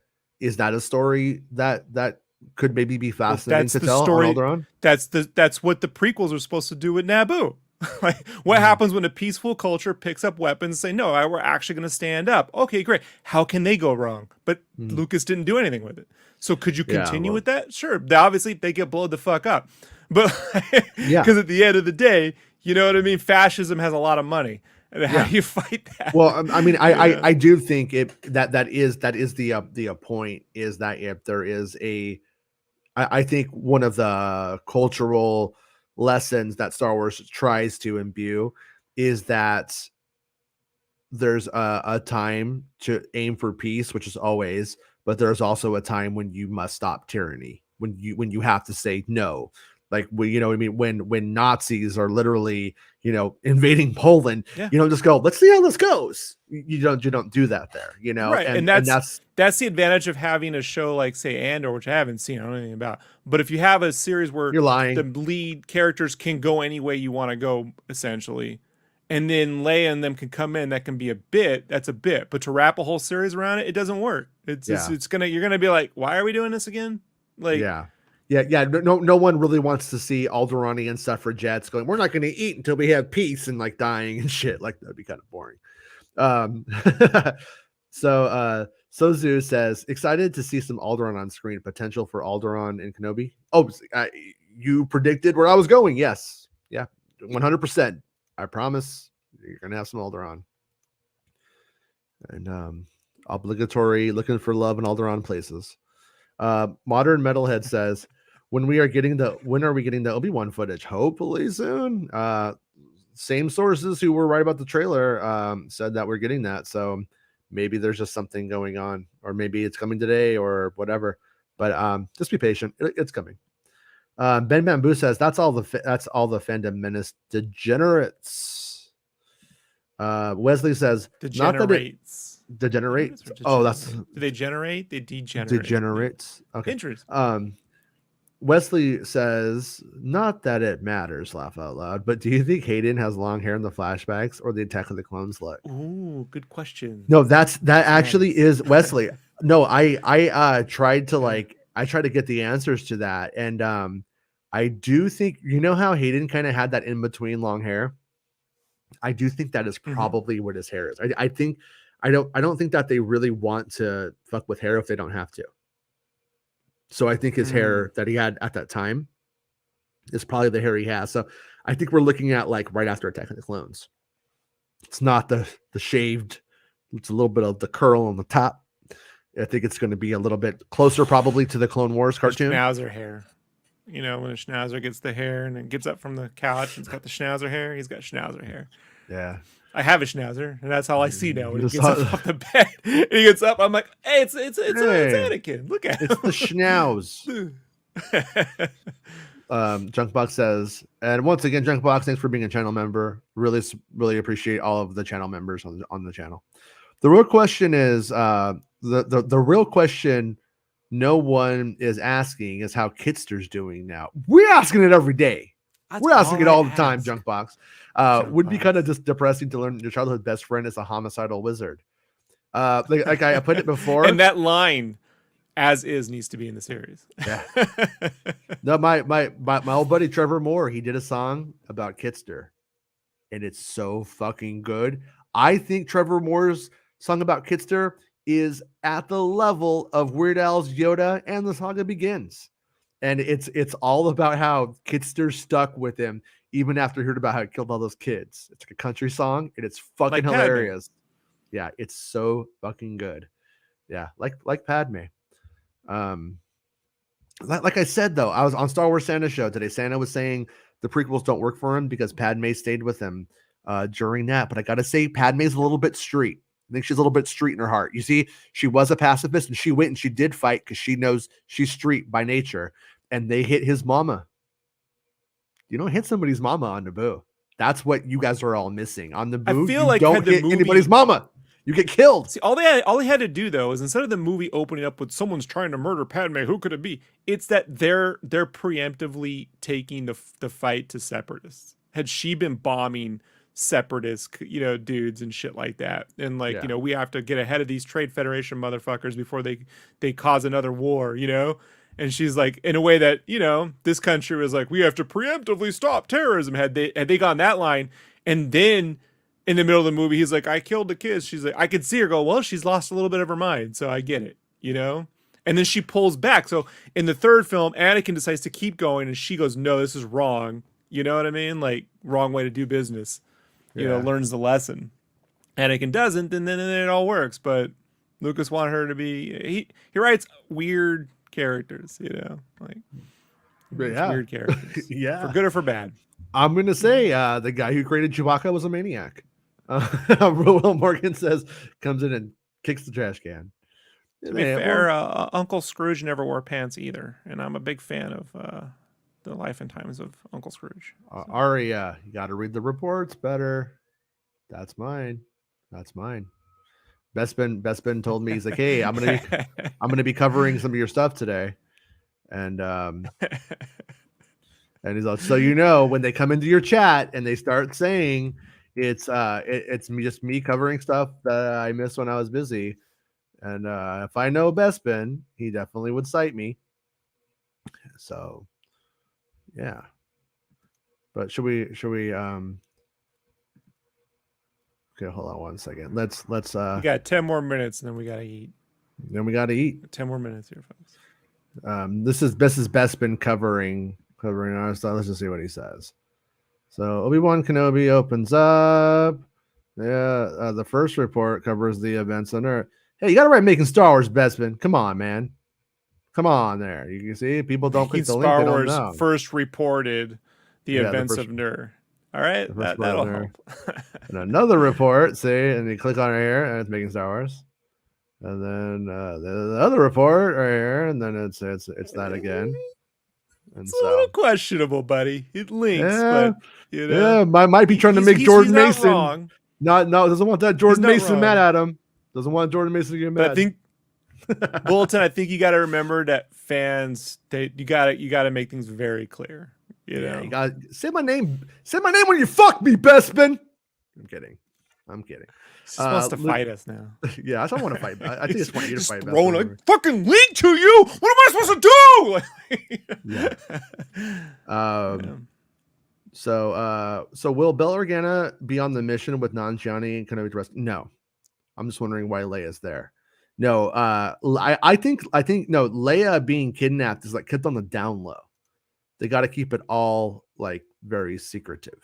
So Patrick says, damn, Jason, just remembered your Quincy Jones Week of podcast way back. Oh yeah, do you remember when I did it? And I took the Jaws theme song and it was Quincy.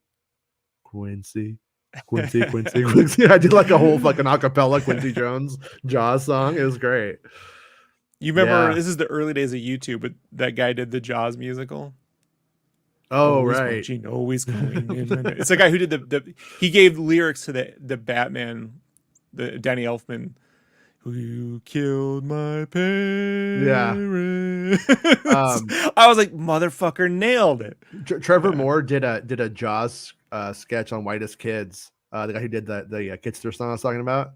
And it's like a girl and she's just like in the crowd and her legs are open and you can see her underwear.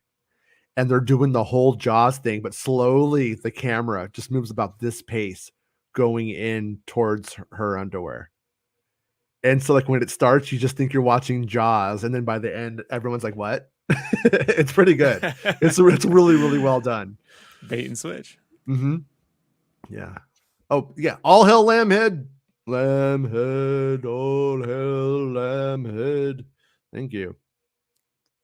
For he blesses us with his spoilers. Well, Morgan, first thing Qui-Gon asks is who was his father? I think when he got into the afterlife, he was like, so this Shmi stuff, was it the Force or was it she went out to big mushrooms again and doesn't really remember what I learned how to talk to you. I need a good Liam Neeson voice. I learned how to talk to Yoda, so I just because I was uncertain if I owed force alimony. Like the whole basis of Qui-Gon coming back was he was just like, I don't know, do I still owe? I think I owe something for this. Yeah, Yeah. child support. So there's a rumor one of the Inquisitors has a crisis of conscience and revolts against the other Inquisitors. No. And then she saves everyone. And then and gets her own series on Disney Plus. Yeah. That doesn't happen. Reva won't turn good because she is black. Whoa, no, we're not saying that. It's you. Obi-Wan Dahomey says the Force shouldn't have anything to do with blood. Broom boy, right? That's what I say. That was the one thing that I did like. I didn't really like how they used him, but they at least brought Broom boy into episode 9 and the Trevorrow script. But at the same time, they named Broom Boy like Tamuri Bree Block. It's like not a name you're ever going to use. So he's dead. He'll never see him again. I doubt it, anyways. I played Destiny 1 more than Halo. Yeah, me too. Me too, Peter. Nothing. Yeah. I had a good time with it. The only thing I didn't like is when you had to do those raids, you had to like do glitches to jump over walls, and everybody was doing it. I hated doing it. I don't like doing it. Halo has always been lame to me. Sorry. Didn't say that about Gears of War, which is great. You know, Coke or Pepsi. Arya, any brand new leaks you can tell us that are in the Amazing Podcast exclusive only? May 4th. Oh, is it May 4th? Come back. Maybe at Making Star Wars Celebration. Maybe we'll have some then. Maybe. Hours played, I think Red Dead 2. Yeah, for me, Red Dead 2 and then Grand Theft Auto. Those are probably my favorite games, honestly. If I didn't like Star Wars, I would probably just be all about Red Dead and Grand Theft Auto. Halo has been revolutionary. Yeah, I'm not taking away from like I think Halo really pushed first person shooters and online gaming into a way that, like, you know, otherwise it would just be our dads playing Battlefield. Look, right? They got a bunch of people that never played the games making the show, and the show is fucking dumb. It's really simple. Oh, he's talking about all they had to do was make the show the fucking ring planet and him fighting a bunch of aliens and shit like that, and people would be like, this is fucking awesome. I know the ring planet works because they put in fucking Boba Fett, and it's one of the best. It's probably the best episode in the whole fucking. And the ring planet ain't ever in the series. It's stupid, and they don't have the music. Halo has to have the theme. They just now settled the rights over the fucking music with the composers because there's been a rights dispute. So since Halo 4, and they're like, you don't need the themes. If you don't think you need your theme song, you know, in your fucking movie, you're sorely fucking mistaken. Like, it's one of the first things Feige did whenever he got out of Ike Perlmutter's fucking thumb was bring back Alan Silvestri to start reusing these themes, because there was, other than one bit, there's no Avengers music in Age of Ultron, and that's because Ike Perlmutter was like, we don't want to pay royalties, we'll come up with a new theme every fucking movie. It's stupid. Yeah. Imagine not ever using themes in Star Wars, just new Star Wars theme song every movie. It's dumb. When you're dealing with genre, you need a theme song. If they cut out in the Batman 2 Giacchino's fucking Batman theme and something whole brand new like Batman Forever did, is stupid. It's a bad move. You know? I don't know why you need Kissed by a Rose when you had Bat Dance and Party Man. Look, I'll even throw Scandalous in there. I like Kiss from a Rose. I prefer Korriban over Moorband. These Star Wars names are fucking me up. I'm a Moorband man myself, personally, but how will we ever get along? After True says, made a Star Wars Leaks channel in my Discord just to post yours investments articles, so people within my community see the real story and not the false headlines. Thank you, As True. Much appreciated, dude. That means a lot. Pimp Stick. I was just watching a bad 1990 film called Hotel Paradise, where Theresa Russell has a prolonged hot tub nude scene. Have you seen it? Dang, she was the hottest. You know what? I like that it was so affecting to get onto a Star Wars show on YouTube to like drop it. And I'll definitely check it out. That is a hell of a recommendation. Ben Bamboo says, I'll come back in your next stream for both your takes on my Lando series pitch, good or bad, as long as you're honest and fair. I always be honest, always be fair. and I can take it, and it's fine with me. All right, sounds good. Would love to see more of Leia on her home planet and planet hopping. Tons of possibilities for adventures for a young princess or otherwise. Yeah, and I think, like I said, once again, I think that's this show. I think the show is gonna hit that opportunity.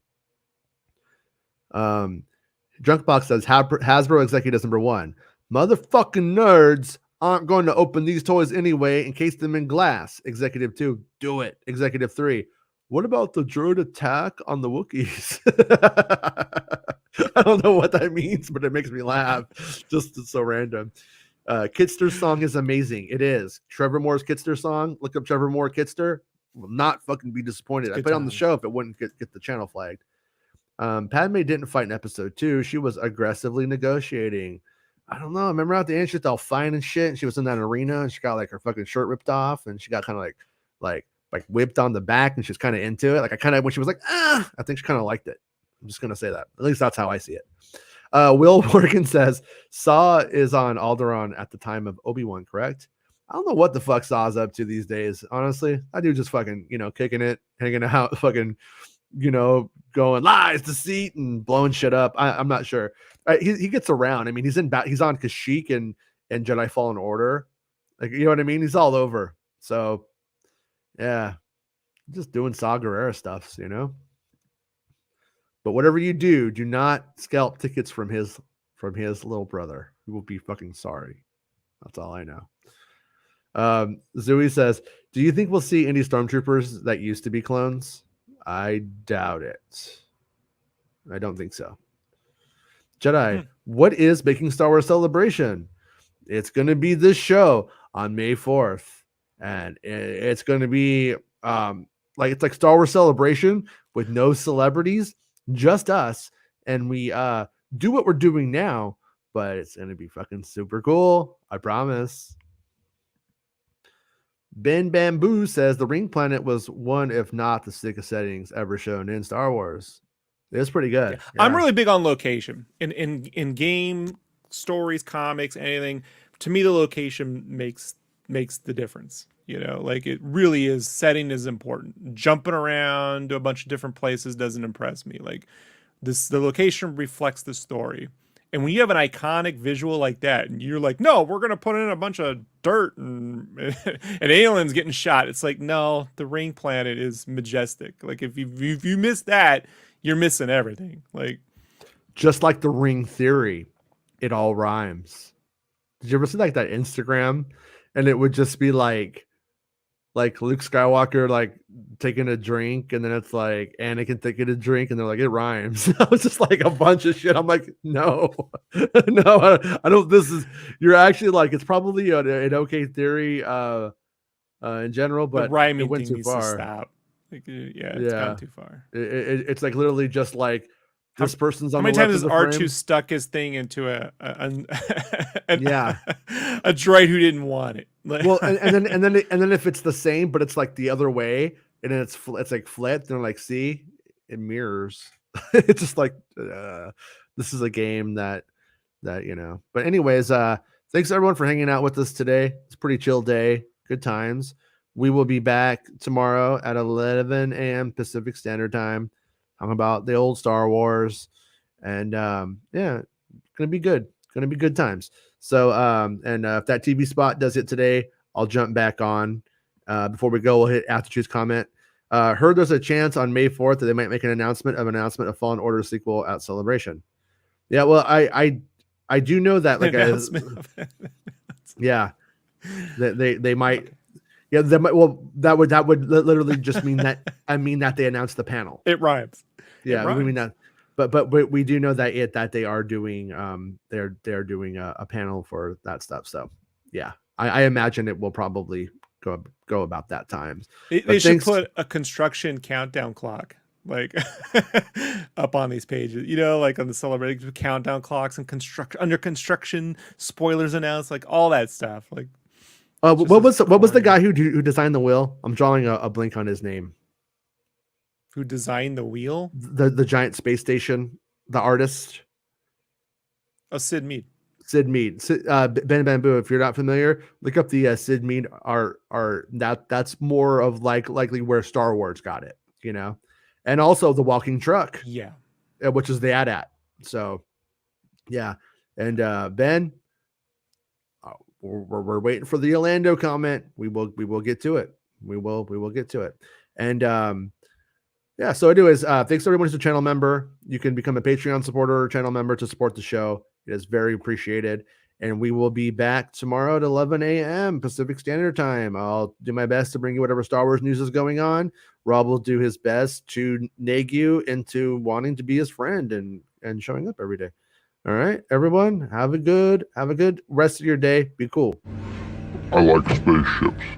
It's the end of the show. Come on, let's go. Hey! It's the end of the show. Come on, let's go. Hey! It's the end of the show. Come on, let's go. Hey! You know you should go. Come on, let's go. It's not about spaceships.